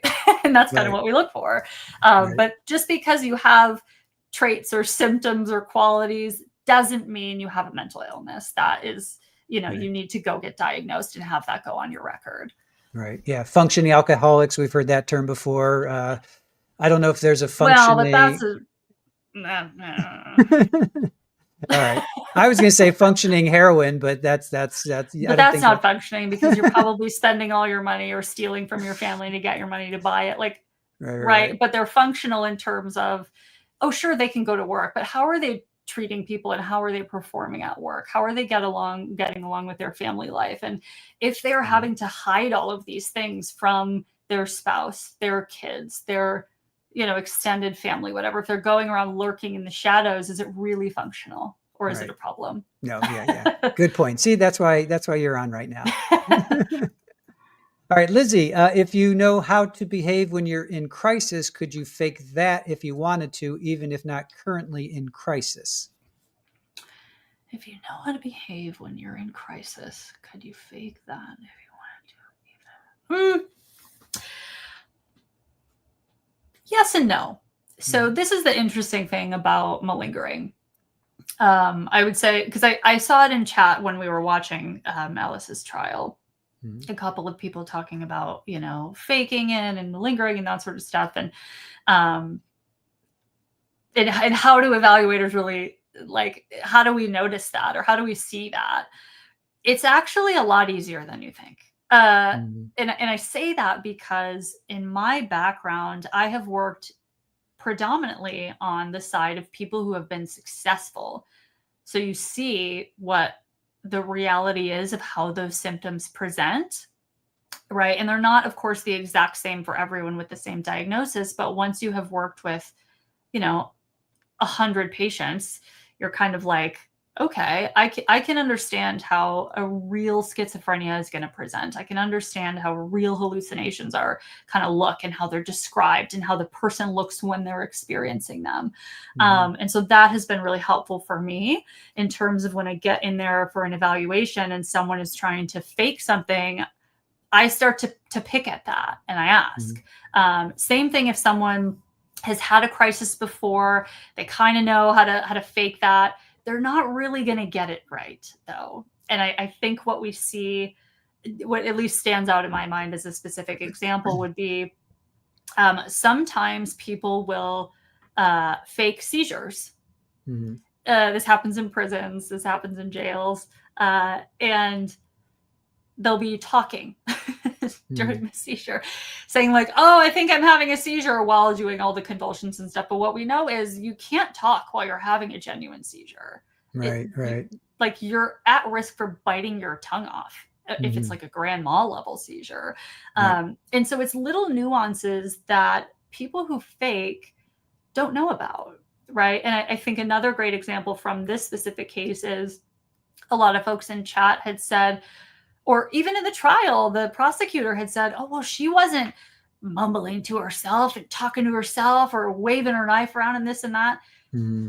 That doesn't mean she wasn't experiencing things. This is kind of the flip side of that. So people don't have to be belligerent and obnoxious and what we would call, if we saw someone across the way, crazy. Right. They don't have to be that to be having sensory experiences in their mind that are really scary. Right. They oftentimes might even become quiet because they're so terrified and their mind is telling them like really scary things, or they have paranoid delusions in conjunction with that. And so it's the nuances that make it really hard to even fake a crisis situation. If someone is watching, of course. Now, if you're just self-reporting and there were no witnesses, then, you know, you have to kind of, if it happened at a jail, that's great because someone usually saw it and there's record of it, right? Same thing with the facility or whatever. But if you're just alone and making something up, then there's really no way to know. Right. Yeah. I mean, I think maybe some people were expecting her to be like when she was arraigned and she's doing the smile, you know, what we have on her thumbnail, you know, that, you know, and the judge is asking her very poignant questions. You know why you're here? No, I don't. And she's whispering, you know, and she's smiling at the camera. I mean, she's literally like, and people are like, oh my gosh, what is wrong with this person? Yeah. And I have seen that. I have seen that, the laughing, the giggling at really inappropriate times. And I think the defense did a great job of pointing out, and the expert witnesses did a great job of saying like, that's part of this. It's absolutely part of what the illness looks like. I mean, not for everyone, right? They don't all do that, but I have certainly seen it. It certainly lends itself to, you know, wow, there's something wrong with this person because you are not appreciating the seriousness of the situation. Right. So a lot of people are like, oh, she's just evil. She's just this. She's just gone. You know, her mind just is, at least I would think, but maybe, I don't know. That's just my opinion. I can answer this question, Kathy Ann. Do we think Bionca was sedated in court? Ooh. Yes, I do think she was. But I'll let the expert take that one. Yeah, just like what we talked about earlier with this, the medications that, you know, folks with psychotic disorders are on can be very sedating. Yeah. I think it was pretty obvious. I mean, she just was like, and same with Carlos, you know, again. Yeah. These two, and I was going to say, these two trials have been so educational for me because I am fascinated with the mind and what causes people to do what they do. And I really wish Bionca had been more readily available just from an educational standpoint. But I get, you know, the families and I understand that. And I respect the judge's decision. But just on a very clinical, educational level, I wish we had heard more testimony. Mm-hmm. All right, let's see. Linda, I still want to know why it wasn't looked into the thought she had all these babies. Yeah, that's right. That were taken from her. Wondering if seeing Julian fueled her anger more. Do you remember that testimony?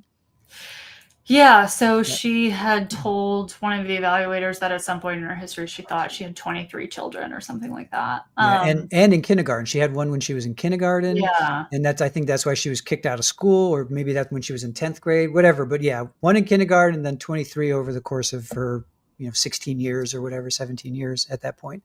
Yeah. And this is one area that I thought was such an important question that I wish we would have gotten all the testimony to see if it was even asked in court. Because I know, I mentioned earlier, like I feel like I can't form a solid opinion on this matter because of unanswered questions that I have. And one of the questions I would have asked her in an evaluation that I hope maybe both evaluators did and it didn't make it to trial, or maybe we just didn't hear it, right? But I would have asked, how did you choose your victim?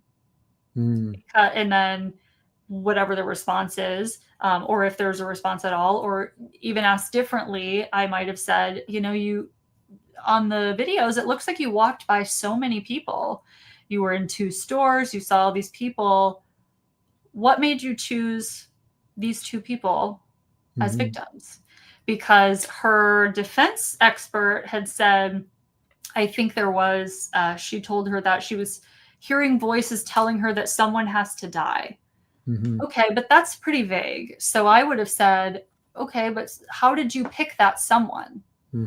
That to me would speak a lot to her mental state, right? Because it's like, how did you make a decision of who that someone was if your voices weren't telling you who that someone was? But maybe she would have said, oh, the voice then told me as soon as I walked by them, you need to pick them because of, some bizarre reason that she might have said, or she might have said something completely different. Right. And so we don't know. And that was one question for me that I'm like, I wish I had the answer to that. Yeah, agreed. And I think the defense in their closing, he said it was Knopfsinger, who was the state's evaluator. He was the one that brought up, were you angry? And then she was like, yeah, I was angry. So he didn't elicit that from her. Like right now you were saying, how did you choose your victim versus why did you choose that little boy? Right. So you have to be careful not to lead in the evaluation. And that was one thing that the defense said was like, Bionca didn't say I was angry. It was Knopfsinger who was the first one that said, why were you angry? Or you were angry, weren't you? Or why were you angry? He was the first one that interjected that or brought that into her mind, and then she ran with it. So I thought that was interesting, and then what you were just saying right now, because I was waiting for you to say it and you didn't. You were like, why did you choose them? Instead of why did you choose that little boy? Or why did, that would be leading, I would think. Well, I'm trying to be gentle with chat and everything.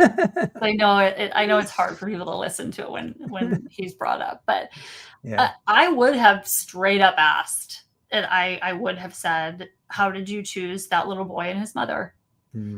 Because what you do is, at least the way that I have done them, I take the police report with me into the evaluation. So they know I have it. They know I've read it.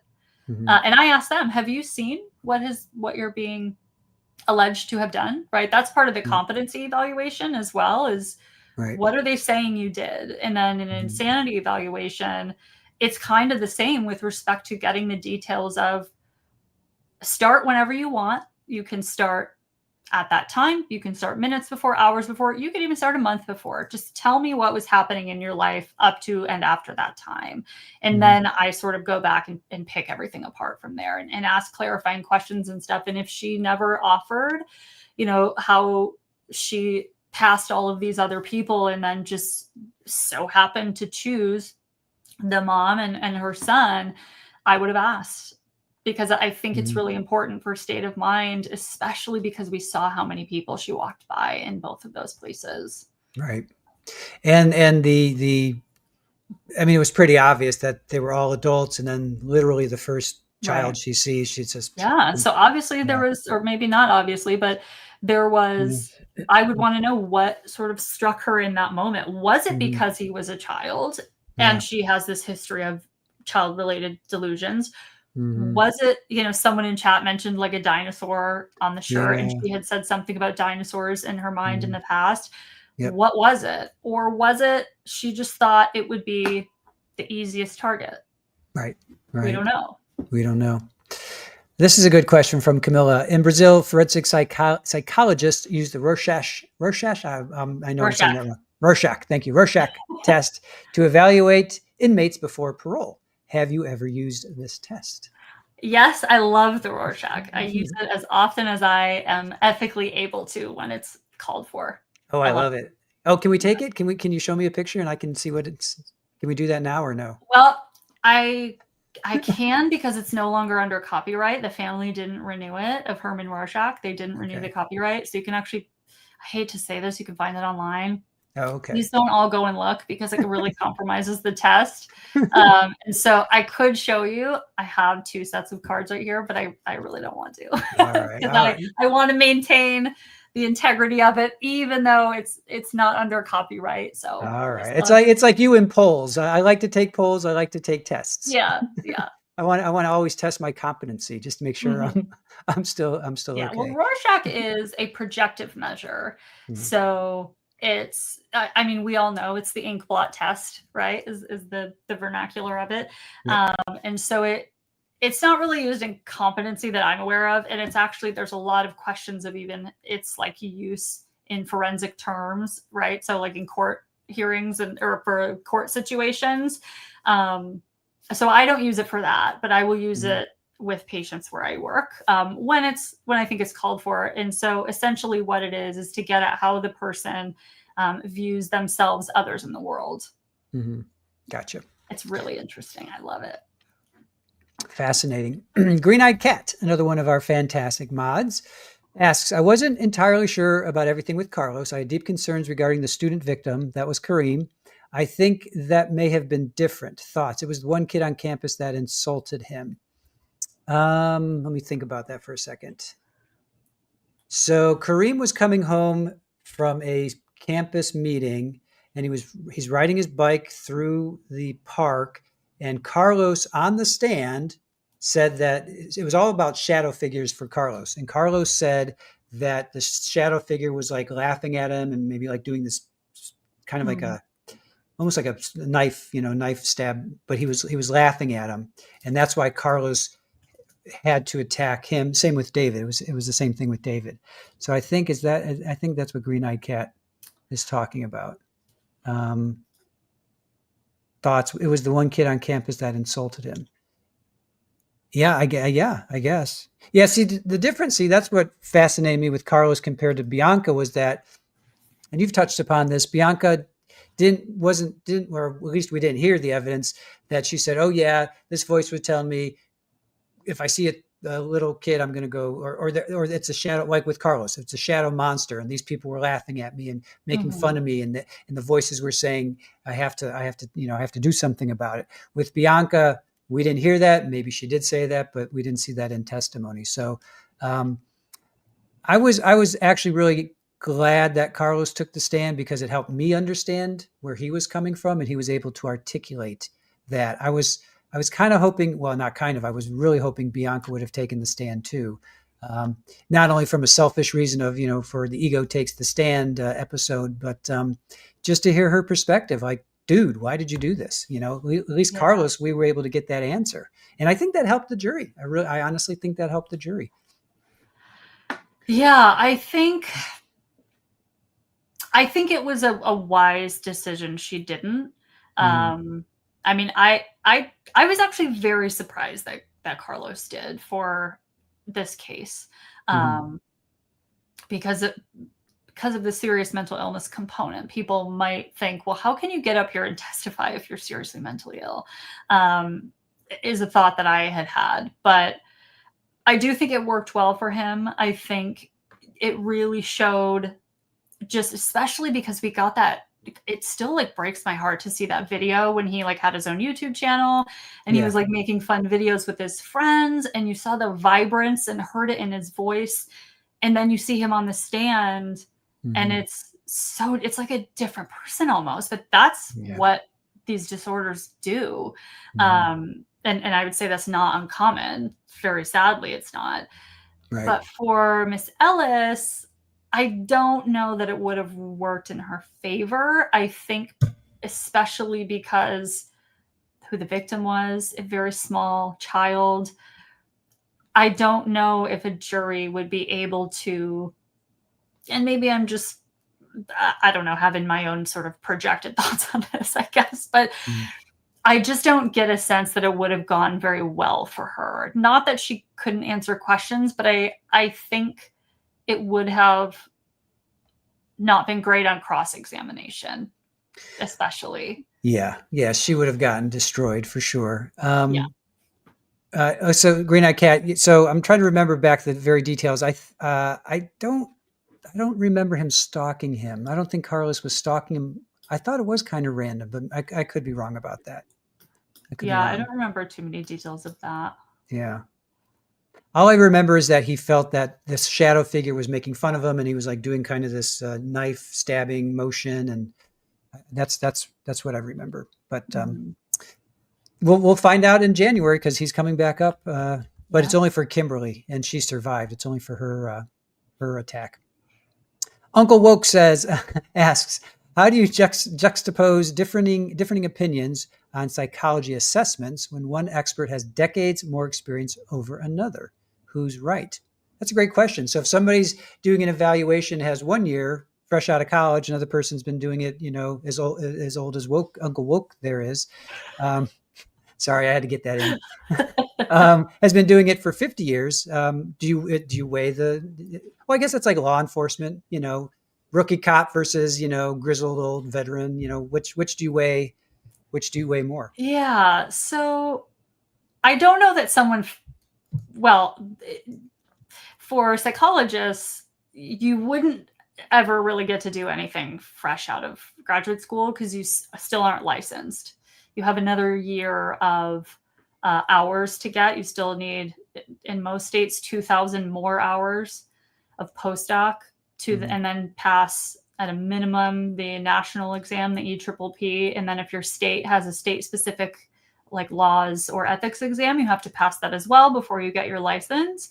So I can't see anyone super fresh out of school doing this. But to your point, I think it's interesting. Having read so many evaluations from evaluators for NGRI cases, even dating back to the 80s and the 90s, I would say the understanding of mental illness was so much different, and the way that they were done was so much different. It's not to say that their ultimate opinion I wouldn't have agreed with, but even the wording is different. We changed mental R to intellectual disability, and I've read plenty of reports that still are so old they use that term. Right. But you sort of think of it in terms of like, one way, I guess, to think of it would be, has this person who's done this for 40 or 50 years, do they think that they've seen it all? And then they don't really need to ask as many questions. They think that they're kind of stock questions that they have asked for, the last 20 years has gotten them everything they need to answer the statute, and they sort of, crank it out and move along. Versus someone who is newer and really like, oh, I got to make sure I get all this information and do a good job, and that sort of stuff. And so it's very different, right? Just in that respect. But I would say that's really just kind of on the jury to weigh who they find the more credible person, which can come down to years of experience, which I don't really like, but it should come down to the data that they were able to get, background that they got. Even confidence in their opinion is really important. But that's a tricky one. That's just kind of a personal preference, I guess, of who you would choose and side with. And lawyers talk about that all the time. They always talk about, and I think the judge as well in jury instructions, the credibility of the witness. Was this witness more credible than that witness? Right. Battle of the experts. Who do you believe? In credibility. So I guess that kind of speaks to that. This is good. These two questions kind of go the same. So Camilla's asking any book recommendations on the subject of forensic psychology. And then piggybacking with Kelly saying, is online counseling helpful for people who can be dangerous? I know it's really broad. Actually, I misread that. So those are two completely different questions. So let's go back to, because I saw online and I thought, are there books recommended than online? Are there online resources? That's the way I read that. So anyway, let's go back to Camilla. So any books? Do you have any books? I guess it depends on the topic. So forensic psychology is pretty broad in terms of, are you looking for books on forensic evaluation? Are you looking for books on like forensic psychology issues such as violence, the psychology of violence, such as, the criminal mind, things like that? It really kind of depends. So I don't, and then there's like, you can get books on like testifying in court as a forensic psychologist, stuff like that. There's pretty much everything. And there's also a lot of like books written by forensic psychologists that are maybe more of a fictional kind of thing, or cases they've worked on, but just kind of studying forensic psychology. Gosh, I don't know. I would have to think about that. Mm-hmm. I would really Okay. have to think about that. All right, we'll come back to that, or Yeah. in our next chat, or our next live, Yeah. you can drop that. I got you, Camilla. Don't worry. All right, so then to Kelia, online counseling helpful? Or is online counseling helpful? So this would be a video, right? I'm assuming Kelia is asking about that. If it would be a video, medical health kind of thing, is that helpful for people, or can that be dangerous? Okay. So I have opinions about this. Wow, I guess so. Maybe strong ones, maybe not that strong. I don't know. Okay. I think it's kind of both. Mm-hmm. So the accessibility, especially in places like really rural communities where they maybe don't even have psychologists or social workers, or let alone a psychiatrist. And maybe you have to drive 2 hours. And then what happens in the winter if you live in a place where you get 10 feet of snow, right? Mm-hmm. So in rural communities like that, where access is really limited, I can see it being beneficial. In kind of I guess it depends on the issue, because I'm thinking of some diagnoses where it's not really great to give people such unfettered, constant access to people to try to support them without having to ever do it themselves. That's sort of my gripe with it, is that, in therapy is really important to, if you have to go weekly, if you have to go twice a week, whatever the case, a very, very crucial aspect of it is that you don't want to do it forever, right? Hey, that's job security for my field, great. But at the end of the day, even an ethical psychologist, master's level therapist, whatever, should be working toward helping you get to a point where you can live your life independently without needing them so much. Right? It's building skills of resilience. It's management of what's going on with you and understanding yourself enough to trust yourself with your coping skills that you have learned and done maybe years of work and maybe just months of work, whatever the case. And so these online things, especially apps that, like, yes, they're low price and that's wonderful. And, we want more people to have access, right? Especially if they can't afford it. But that's also why therapists have sliding scales, and they will take clients for free based on income. And then also you can go to, like, people in a doctorate program will often work at clinics as a practicum student, as an intern, and have much, much lower rates. And they're being supervised by a licensed professional. So it's not like you're going to get not great quality of care. But these online resources, they really allow this level of access that's like, oh, I can just log in and talk to a therapist every day. And it's like, but are you even practicing on your own to use the skills that you talked with your therapist about for an hour of time that you spent out of your day to dedicate to yourself? Or are you just relying on the accessibility of always having a therapist in your pocket on your phone to kind of be a rescue? And if you're in a crisis, you got to go to an emergency room, not log into an app. Like, you got to go get some help, like right now. And if an app is what you need in your Uber on the way there, or in your friend's car or whatever on the way there, maybe that's okay. But ultimately, I think it's it has its benefits, but it also has a side that I don't really like, because it really keeps people sort of clinging to stuff rather than their own capabilities and their own resilience. Gotcha. Yeah, no, that makes sense. But that's just my opinion. Please use it as you see fit. Joanne, I know we touched upon this, but I have to bring it up. Is hoarding related to or due to mental illness? This is really interesting. So it depends on kind of the theories that you look at. So my experience, which is very limited, I will say, but I have sort of worked with this disorder. It's a disorder, right? It's in the DSM.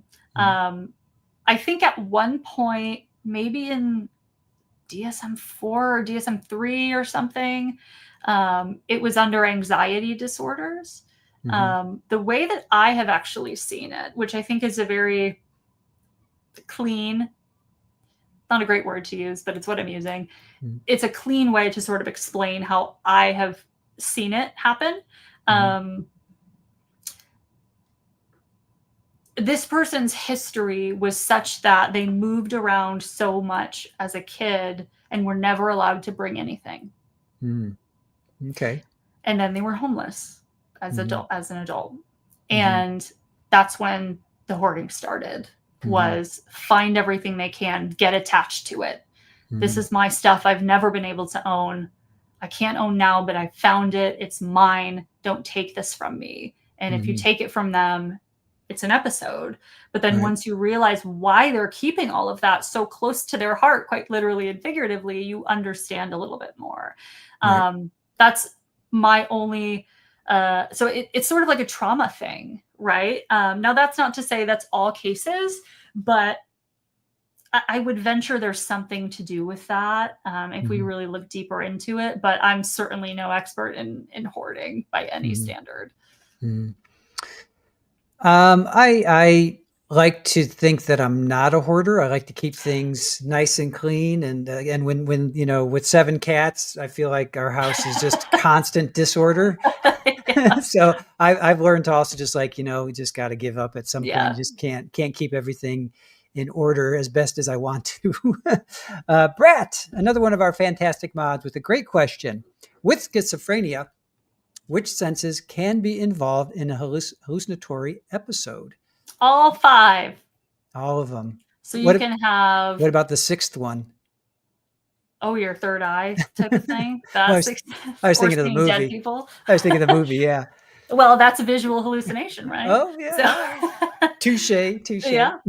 Which that was on the free movies on Samsung TV the other day, and it really scared me. I was like, this movie's much scarier than I remember it being. You can have auditory hallucinations are the most common, then visual. You can have gustatory, so taste. You can have olfactory, which I believe is smell. And then you can have tactile, so you can feel things crawling on you. You can have them on your parts. So any of your 5 senses can have, because this is a hallucination is a sensory experience. So it can be impacted in any or a few of the 5. Now, what about hearing voices in your head? Because that's not really, you're not hearing it. That's internal. Where would that fall? Well, all of this is internal, right? And so it's not like if you're smelling, if you're having an olfactory hallucination, nothing is there, but your brain is telling you to smell something, right? Because we have, when it comes to hearing, we have our auditory cortex, which is how when sound comes in, it goes through our little canals and all of that and shakes our eardrums and stuff. But then we interpret that sound through our auditory cortex in our brain. And that, everything comes from our brain, right? Even moving your fingers comes from your brain. And so, the brain is where all of this is taking place. True. All right. You got me on that one. All right. I got to get one here or there, You're getting me left and right now. All right, Kelly. How does someone like Lori Daybell, become competent to stand trial after being declared incompetent? She seemed delusional. Where do you stand on? We could have 10 episodes of Lori. I don't think Lori is truly delusional. Yeah, but she was deemed incompetent, right? At one point. She was. And then she went through her competency, whatever, 20, 30 days, whatever it was. Yeah. So, what do you think? I have questions about that, but I've got questions. Because I have sort of, through our watching all of that, I've picked up on little things where I'm like, see, this to me says she's not delusional. Even though she certainly sounds like it, that's for sure. But in terms of competency restoration, so it typically involves psychiatric medication. Of course, if it's a true delusion, medications don't really work for that because they're not like a hallucination. They're a deeply entrenched belief. And so that's where the challenge is then if it's a true delusion that's happening is meds are they're helpful, but they're not going to treat it the way that they would a hallucination. But then if medications are indicated, you get those for a period of time. And you go through competency restoration, which in a lot of places is like a book that you go through as a group with other people who are incompetent to stand trial, or you do it individually. It kind of just depends. There's also jail-based competency restoration programs that do this as well, so that you don't have to wait for a hospital bed. But you go through it and you basically learn all about court. You learn the court personnel, you learn what a judge does, you learn what plea deals are, you talk about hypothetical plea bargains, you learn your plea options, right? It's like guilty, not guilty, no contest in NGRI. And so you learn kind of all of that, and then you learn a little bit more in depth too, in terms of like the jury and bench trials versus jury trials and all that. So you just learn the basics with a little bit extra about court. And you also become stable to then have that other prong of working with your attorney, of being able to assist in your defense. Fantastic. All right. Lizzie has a great question here. Where do you stand on if someone chooses not to take their meds, then commits a crime due to a psychosis? Should the choice be used as culpability or culpable? So if somebody is on meds, chooses not to take them, well, this was Bionca. She was on medication because she was diagnosed, I think, when she was 22. Then she was off of them because herself, she took herself off, and then she went to an ER and she punched, I think, a nurse, and they kicked her out. Right. So I think, so where do you stand on that? Well, it's tricky. This is a good question. If someone chooses not to take their meds and then commits a crime because they're psychiatrically unstable, well, my first thought is it's their right to not take medications unless they're on a court order, right? We have human rights that includes the mentally ill. Yeah. I would want to know why they stopped taking their meds. Was this because they just have zero insight? Or did they purposefully stop taking their meds for Lord knows what reason, right? Because they enjoy the mania, or because they wanted to go do something. The reasons could be endless, but she said financial. Yeah, sorry. She said financial. Yeah, she said it was financial. That's what she said. Yeah, that's what she said. At least that's what I recall. But anyway, as far as culpability, if you are, you're going to be stable on these meds, you choose not to take them, and then you commit a crime, which she did, then what? Yeah, I mean, I don't know. Psychologically, clinically, I I don't know. I think that is a question for an attorney, because that could be a great prosecution element. Yeah, absolutely. All right, we kind of talked about this, but Shirley's asking, isn't hoarding an underlying issue unresolved? And I think, we kind of touched upon that. But do you want to add anything to that other than what we talked about? I don't really know enough about hoarding to kind of get into all of it. All right. Now let's move on. Let's see. And we kind of talked about this as well. Trixie, do you think Bionca should have taken the stand? I believe you said no. Right? I don't think it would have been in her best interest. Yeah, cross would have been brutal, right? Nan asks, I have wondered if she actually picked out Julian and Mom, or could they just be random? Can anyone tell? I mean, from the video, the way that I interpreted it was, it kind of seems, and again, this is why that question I want answered so badly is so important, because the video looks like she chose them. But then my question would be, she could have chosen them at random as well, right? Because she passed so many people, and then they walk by and that's her choice. And so it's seemingly random and a choice. I guess is the best answer as far as all of the information that we have been given. Yeah. This kind of piggybacks on that. Debbie Blair asks, now that she appears to be stable, could she answer the question about why she picked the two victims, or is memory not there? And I think you said one of your first questions would be, why did you choose them? So that would be a question I would have. So in her situation, and again, it's different for every defendant.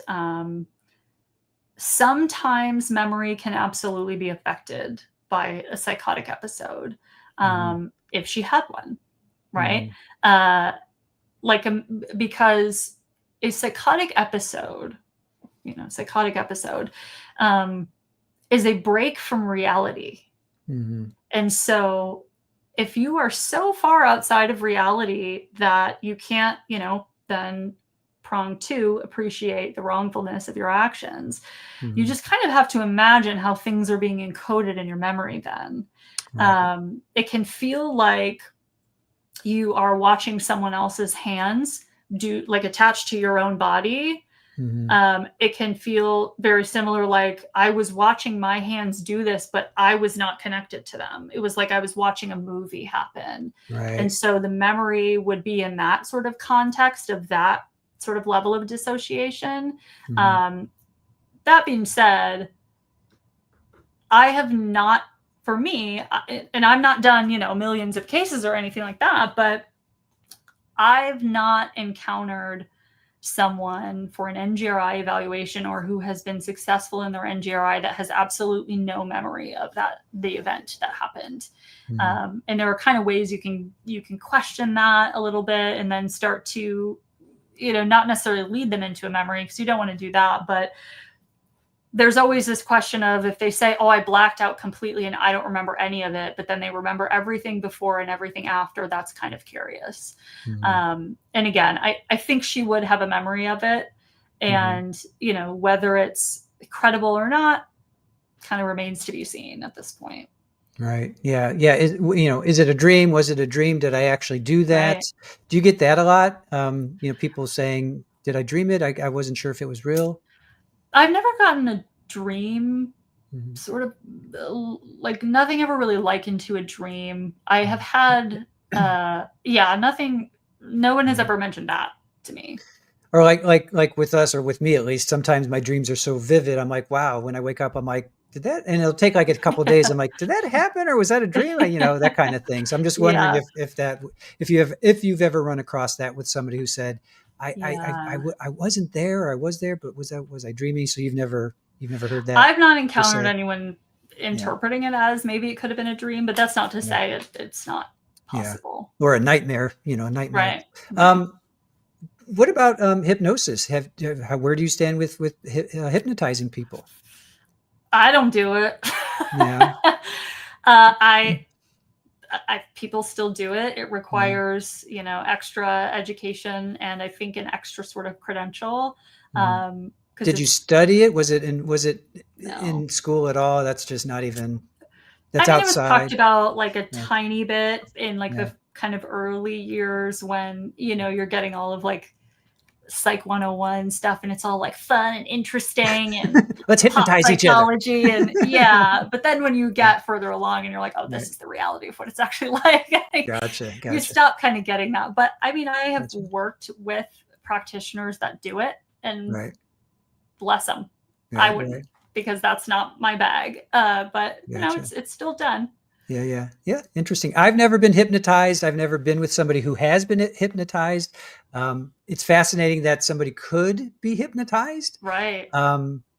But that's where I haven't. I'd love to see it done. I think that would be fascinating. Yeah. I've never witnessed it or even met anybody that has had that happen to them, at least as far as I know. Maybe my sister. Maybe, and now that I think back, maybe my sister, she was like in an auditorium, I think, or was that a dream? I can't remember. All right, Barry, Rex, would you have made any other arguments than what Bionca's lawyers did, or presented the case differently, or crossed the state's experts a little different? Wow, that's a big question. Gosh. Take that like a cookie. Eat it very slowly. I might lose it if I do that. That's true. Gosh. So, I mean, this is kind of an attorney question, but I think. Yeah. So what I'll do is I will speak to, I guess, on the side of having been questioned as an evaluator or as a psychologist on the stand. I would have liked to have been asked a lot more. And I do wonder, I recall that the state's experts kind of like had this little poke or jab or whatever about, oh, her report was only 16 pages.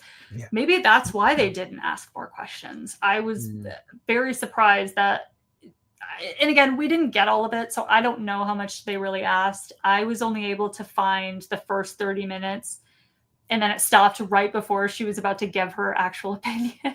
Yeah. And I was like, I didn't need any of that. I need this. Right. You know, and then I think we saw the cross-examination of it. But I would have liked to have been asked a lot more by the attorney that I was working for. I thought there was a lot of focus and time spent on all of the sources that I use. Like I've never seen a trial or participated in one where they asked me to read my entire list. It was like, here's kind of what I looked at, rather than like go through every single thing with all the dates and all of that. So I just think the questioning could have been, well, it could have benefited from a consultation with a psychologist on what parts to ask, perhaps, or maybe even more preparation with the experts of like things that they think are the most salient points that they want to make sure are heard on the stand. I think they would have benefited from that, especially the state with their examiner. So back to that 16-page, like when you write reports, is there like generally you hit like 30 pages, 100 pages, 1,000 pages? Like what is? I know I'm just throwing numbers out there. Like what would be like a typical report for you? It depends. I know it's like how long's a piece of string. I get it. Right. I get it. It's for a sanity evaluation. Again, it all depends. Yes, I mean, they have been 70 pages. They've been 20 pages. They've been 30. They've been everything in between. It depends on the complexity of the case, really, and like number of charges, how many things you're evaluating for, all sorts of that stuff. So there's no set standard. Right. I knew better to ask it, but I guess I had to. It's like people come to us and they're like, how much does it cost to do a website? Well, how many pages do you want? Do you want a blog? Are you going to have images? But so I get it. And again, we come back to them. Well, how long is a piece of string? And that's usually like, oh yeah. Amanda, in the UK, we have talking therapy held in groups of up to 10 people. What is your opinion on this kind of treatment? Ooh, I don't even know what that is. What's uptown? What is that? Do we have to Google that? Or do you I think she means up to 10 people. Oh, okay. I thought that was like some kind of UK speak. Not to make fun of it. I shouldn't have said that and then just talked like I knew UK terms. I just wowed everyone. Barry, that's exactly what I thought of was Uptown Funk. Right. So up to 10 people. So group therapy is great. It's not great for juveniles that are incarcerated because they tend to just play off of one another. And then they learn new tricks. And the research kind of shows that. But it can also be used in a very good way. Like I have done group work with youth before. And I mean, I think group therapy is great. I think opportunities to sort of learn and hear perspectives of your peers who are maybe going through very similar things or have in their life, or whether it's the same diagnosis and how their symptoms affect them, and tips and tricks and tools that they have used to kind of overcome them, and maybe just the brainstorming that happens there, and the support that you get from people who are to know that mental illness is, you're not alone in it. Like quite literally, you are not alone. And then to go to therapy and see that you are not alone and that there are real human beings struggling with this as well, I think is really vital. Individual therapy is also great because it can be really hard to kind of pour your heart out until you really get to know the dynamic of the other people in your group and you really form close bonds. And yes, it's confidential, what's said in group stays in group, but you also kind of wonder if they're talking about it and things like that. And so individual therapy is also really important. The 10 people thing is interesting because Yalam, who's like the guy for group therapy, says the maximum number should be 8 is kind of that sweet spot. Of course, you got to do what you got to do with the resources you have. And if you need to have a group of 10 because it helps more people and you can manage it as the clinician, everybody gets their time, that's totally fine too. Right. Yeah, I see benefits in both. I've been through both, and I always go back to my life. I look at my life, and sometimes you get into that whole woe is me, and I'm like, well, it can always be worse, and of course, it could always be better. And I always go back to, at least I don't have bombs falling on me. I don't have to worry about Yeah. where's my next meal coming from. I don't have to worry about gangs of the opposition roaming the streets, dragging people out. So, and of course, it could always be better. I could be, have a mansion and, alpacas and horses, so it could always be, and goats, so yeah, it could always be better. So going, following that thread of like group therapy, like, oh, you come into a session, you're like, my life sucks. But then you hear this person, you're like, Jesus, your life sucks. My life is even better, that kind of thing. I know that's really crude or whatever, but that's what goes through my mind when I hear other people talking. I'm like, and then I feel empathy for them. I'm like, okay, thanks for sharing. And it just helps me then understand people and where I am in the grand scheme of things, so.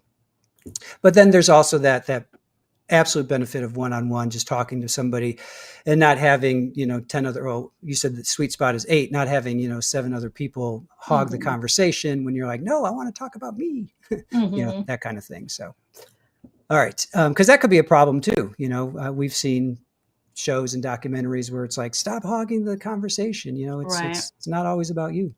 Right. All right. Woke has a simple question. Do people with schizophrenia need to be on medication forever? If so, then Julian would have been spared if Bionca was in a mental hospital to ensure she was taking her meds. The answer to your simple question is yes, they do. Yeah. Because we saw with her, she was on them. I guess in the beginning, she was okay. She got off of them. She had a couple episodes where law enforcement was called. She went to an ER a couple times. She had a run-in with the ER staff where she, I think she kicked somebody. They didn't say if it was a nurse or a doctor, but they said she kicked somebody. So she does have violent, episodes in her past. So. Lizzie, any opinion on the Richard Allen case and the psychosis claims there? I have a preliminary, Lizzie, I said I have preliminary opinions last time too on Ellis.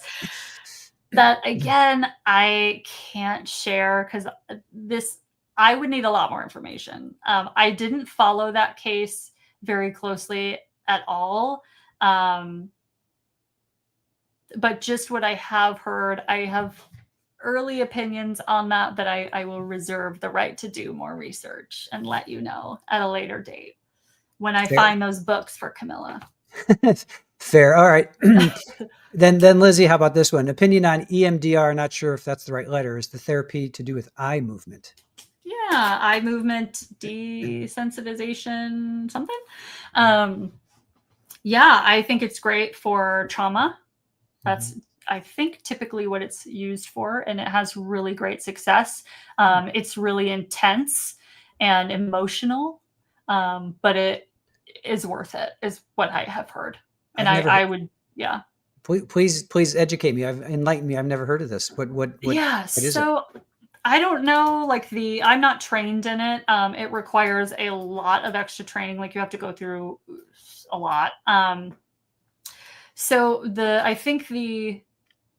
again, my relatively uneducated guess in this, I guess, is like you are focusing on tracking eye movements with like some sort of input of a stimulation while you are processing usually like anxiety, trauma, like PTSD type of stuff.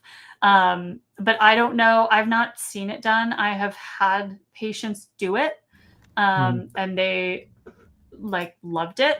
And it worked for folks who were like,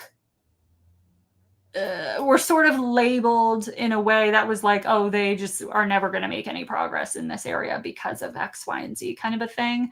But yeah, I have heard really, really great things about it for a trauma treatment. Okay. I'm fascinated by it.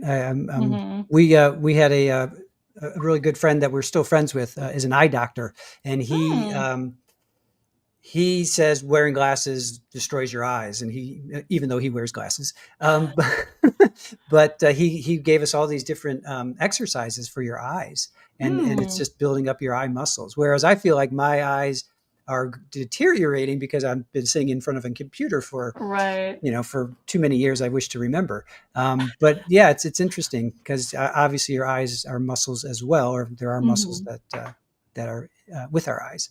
Yeah. All right, I'm going to. Okay, we have two more questions, and then we're going to wrap it up if that's cool. Yeah. All right, I'm going to It's your save. show. I'm going to save the last question for last. That doesn't make sense. There's two questions. One's above the other. This is the one that's below. I'm going to save the one above this for last. All right, Amber Fox, off topic. Could you explain what happens when someone gives a false confession from the psychological aspect? Why would they confess if they are in fact innocent? Oh gosh, it could be for a number of reasons. It could be they have been sitting there for 17 hours in a cold room on a steel chair being, interrogated about things, and they just want it to end. It could be, that's what I think I have kind of heard of the most, is just like it's like a stress response of like, you know what, fine. And then part of that, I think, so I'm not an expert in this area of forensics, but that's what I've heard focused on a lot of, was like the just kind of the stress that they intentionally put you under, hoping you'll crack.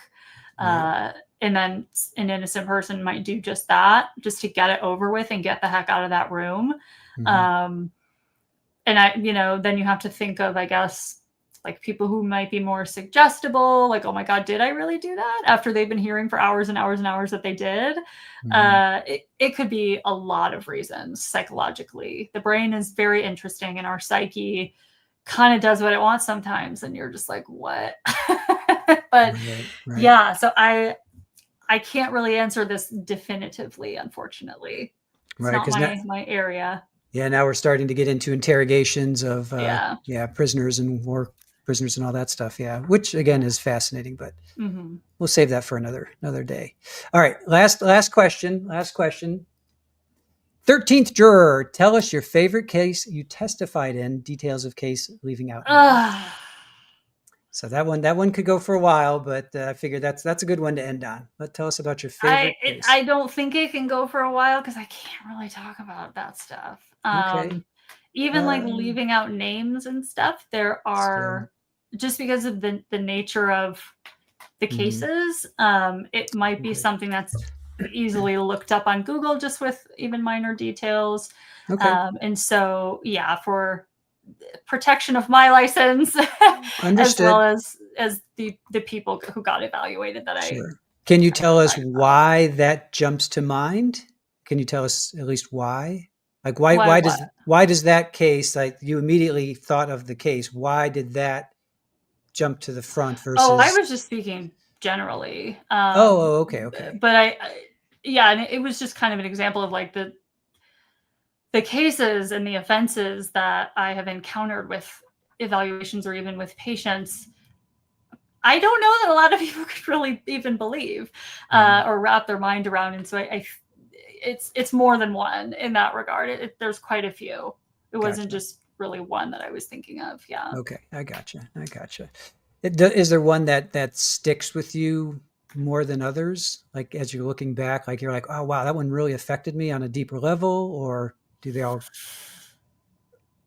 There are a couple, I think, that have affected me for different reasons. And I mean, now maybe we could go into this, but some cases that have affected me the most, I think, were those that really showed me the humanity behind the illness and behind the offense more than anything, right? I think we can, although admittedly, I sort of questioned that through the Ellis trial. Like, can we really accept and understand that people are mentally ill but still human beings? I think that's at least easier than looking at the offenses and still seeing that there is a human being in there. And like, that's probably my favorite part, if not putting all the pieces together and all that sort of stuff. But a favorite part is really like when someone is psychiatrically stable, or even just maybe having a little touch of symptoms still, seeing the human that they are, hearing some of them are so funny that they just have me laughing out loud when I talk to them. I find out about their families. I find out what they were like as little kiddos and their, favorite things that they did, or they're like to reminisce on things from the 60s if they're older, and, like the good times and all of that. And so really, Right. a lot of cases have stuck with me for the human aspects that I got to learn behind the egregious violence. But then other ones have stuck with me because of their offending history and things that I have read in the records that I was like, wow, I really have to check myself, and, I'm not going to stop being their psychologist. I have to still work with them, and I can do it. I just need a minute. Like, now that I've read this, I need a minute, because this is, and it's really important as a psychologist, as any sort of level of therapist, is to do that work, to recognize what your line is and say, I can't work with this population. I can't work with, this sort of offense, for example. A lot of people can't work with the S offenders. I can work with them quite easily. I find it pretty fascinating. And so, like, that is a large part of what I do. I don't do individual therapy because I don't like it. It's just not me. Right. That's not the kind of psychologist I am. And so knowing your limits and, reading about things that they have done in the past, it's like, okay, this is the past. I know this person is mentally ill. I'm a human at the end of the day still. And so I do have little moments where a couple have stuck with me because of what had happened in the past. And it really was like, it was so hard to get past. And I still think of it sometimes, but I'm a professional. I try to have a lot of professional integrity. I try to care about my patients in spite of those things. And, because that's my job and that is what I'm there for. And I really try to keep that at the forefront of my mind. And then also, consult with my colleagues on like, oh my gosh, I just read this and it's so tough. I'm having a really hard time. I just need a minute to like talk with you about this and make sure that, I'm still being objective and all of those sorts of things. But yeah, so both sides of the coin have stuck with me, essentially. Sure. Yeah. No, understood. Totally understood. All right. Final question before I let you go. What do you do then to take, to get away from, what you see, which potentially could be like truly the worst of the worst in society? What do you do to squeegee off that, of that, I don't know, gunk, if you will, to cleanse yourself? What do you do? Yeah. I mod for Trial TV Live. Yes, that's the right answer. I mean, that's the honest answer. Like I've said it in chat a few times, like the moments that, like for the Sunny trial, when we had, what was his name? Treyway. What was it?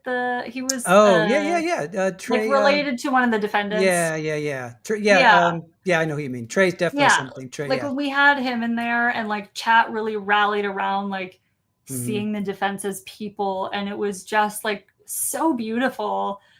And like I told you guys, and I think I said it in chat too, and I think I said it just the other day as well, like when I'm in a mood, or I'm sort of needing that squeegee, like it's just such a wonderful community, even when we kind of like get I know, get at each other's throats a little bit, like it's still at the end of the day, beats Killa. I miss Treyway. him.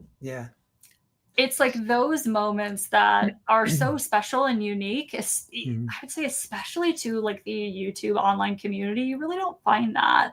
And for a workaholic like me, who my self-care is checking boxes on my to-do list with 3 jobs.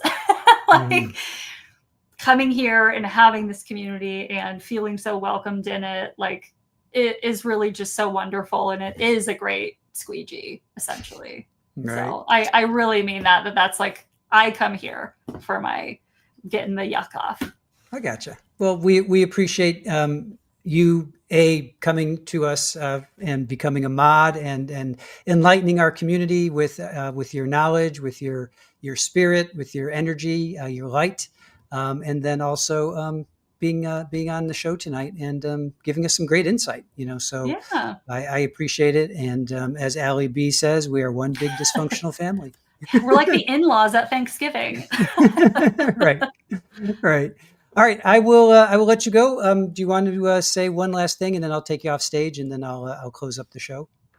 I don't know. No. Hey, that's okay. See you guys when we stream next. And I don't know. I sort of watch chat a little bit. And so I appreciate you guys being nice to me. Yes. I was very nervous. Oh, that's a great question from 13th Juror. I always end the stream with showing our kitties. Do you have can I say your kitty's name, or do you want to keep that? We don't. It's a very specific name. Okay. So Kitty is Kitty available or no? Do you want to keep that? Let me go. I'll go see. Okay, see if Kitty's available. I can show you kitties. Our kitties are all sleeping. Yeah, our kitties are all sleeping.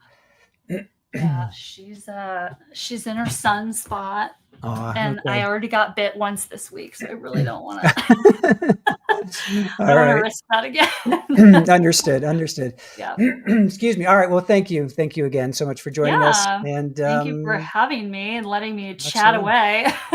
Absolutely. I hope we can do this again. I hope. We can do this again. Carlos is coming up in January, so maybe we can connect again. That'll be a lot of fun. Yeah. All right. So with that, I will say goodnight to you, and we'll see you either Sunday. We're not sure if we're going to stream yet on Sunday, but your character. Let's talk about something fun. Your character in the Halloween show. So your character. I mean, I don't want to give everything away. You guys already know from the video. Yeah. I'm going to be Kevin Smith, who is representing Dexter Morgan. And that's, I mean, how much am I allowed to say, really? No, that's, you're right. So I'm still working on the script. I'm about 98% done with the script. So I will be sending you the script tomorrow afternoon. I'm going to finish it tomorrow and then I'll send it to you. But yeah, it's going to be really fun. Everybody, please participate and get those clues and all of that. Yes, absolutely. All right. Do we have day 2 of today trial? Kathy, we will get to day 2 probably Sunday. I think we're leaning towards doing a Sunday stream for day 2. Yes, and then next week, then we'll just pick up on it next week. Cool. All right, Psychosaurus thank you so much for joining us. Have a lovely evening, and we will see you down the road. All right. Okay. All right. Bye. Bye. All right, chat. Thank you so much for joining us. Thank you to PsychasaurusRex again. That was very educational, very enlightening. I learned so much from our chat, from our mods, and this was no different. So thank you so much for that. Thank you. Thank you to our mods who were here with us tonight, asking great questions. Chat, you guys were asking fantastic questions as well. The next trial, 13th Juror asks, we're in between trials right now, so we're not really sure what's out there. We're going to do Chandler Halderson. We have it's a 10-day trial, but we're going to watch it in 2-day clips. So we're going to stream on Sunday probably to do day 2. And then next week we'll pick up on days 3, 4, 5, and so on and so forth. So with that, thank you guys for joining us. If you like what you saw, please comment, share with your friends and family if you think that this has any value to them as well. And thank you for helping us reach over 15,600 subscribers. We were at 15,599, and now we're at 15,602. So really appreciate that. Also, our Halloween special, Aaron, we released the initial video today, so you can go check that out on our channel. And starting on Monday, we're going to start releasing clues. So if you want to play, it will culminate in a mock trial on Halloween night, which is a couple Fridays from now at 8 o'clock. We'll be doing that, 8 o'clock Eastern. So if you want to play with us, play along, please join us. You will be the jury, and you will be able to ask questions of our characters, of our players. So with all of that being said, oh, wow, Kitty just woke up. All right, I have to find the outro. I know there's an outro here. Let me just find the outro before I say goodbye. Let's see, is it the right outro? Okay, there it is. All right, guys. Thank you for joining us. I'm going to hit the outro. I'm in a different software, so hopefully we can get this right. You know what? First, I'm going to remove myself, and then thank you for joining us, and we will see you either Sunday or definitely on Monday. Have a good weekend. Bye.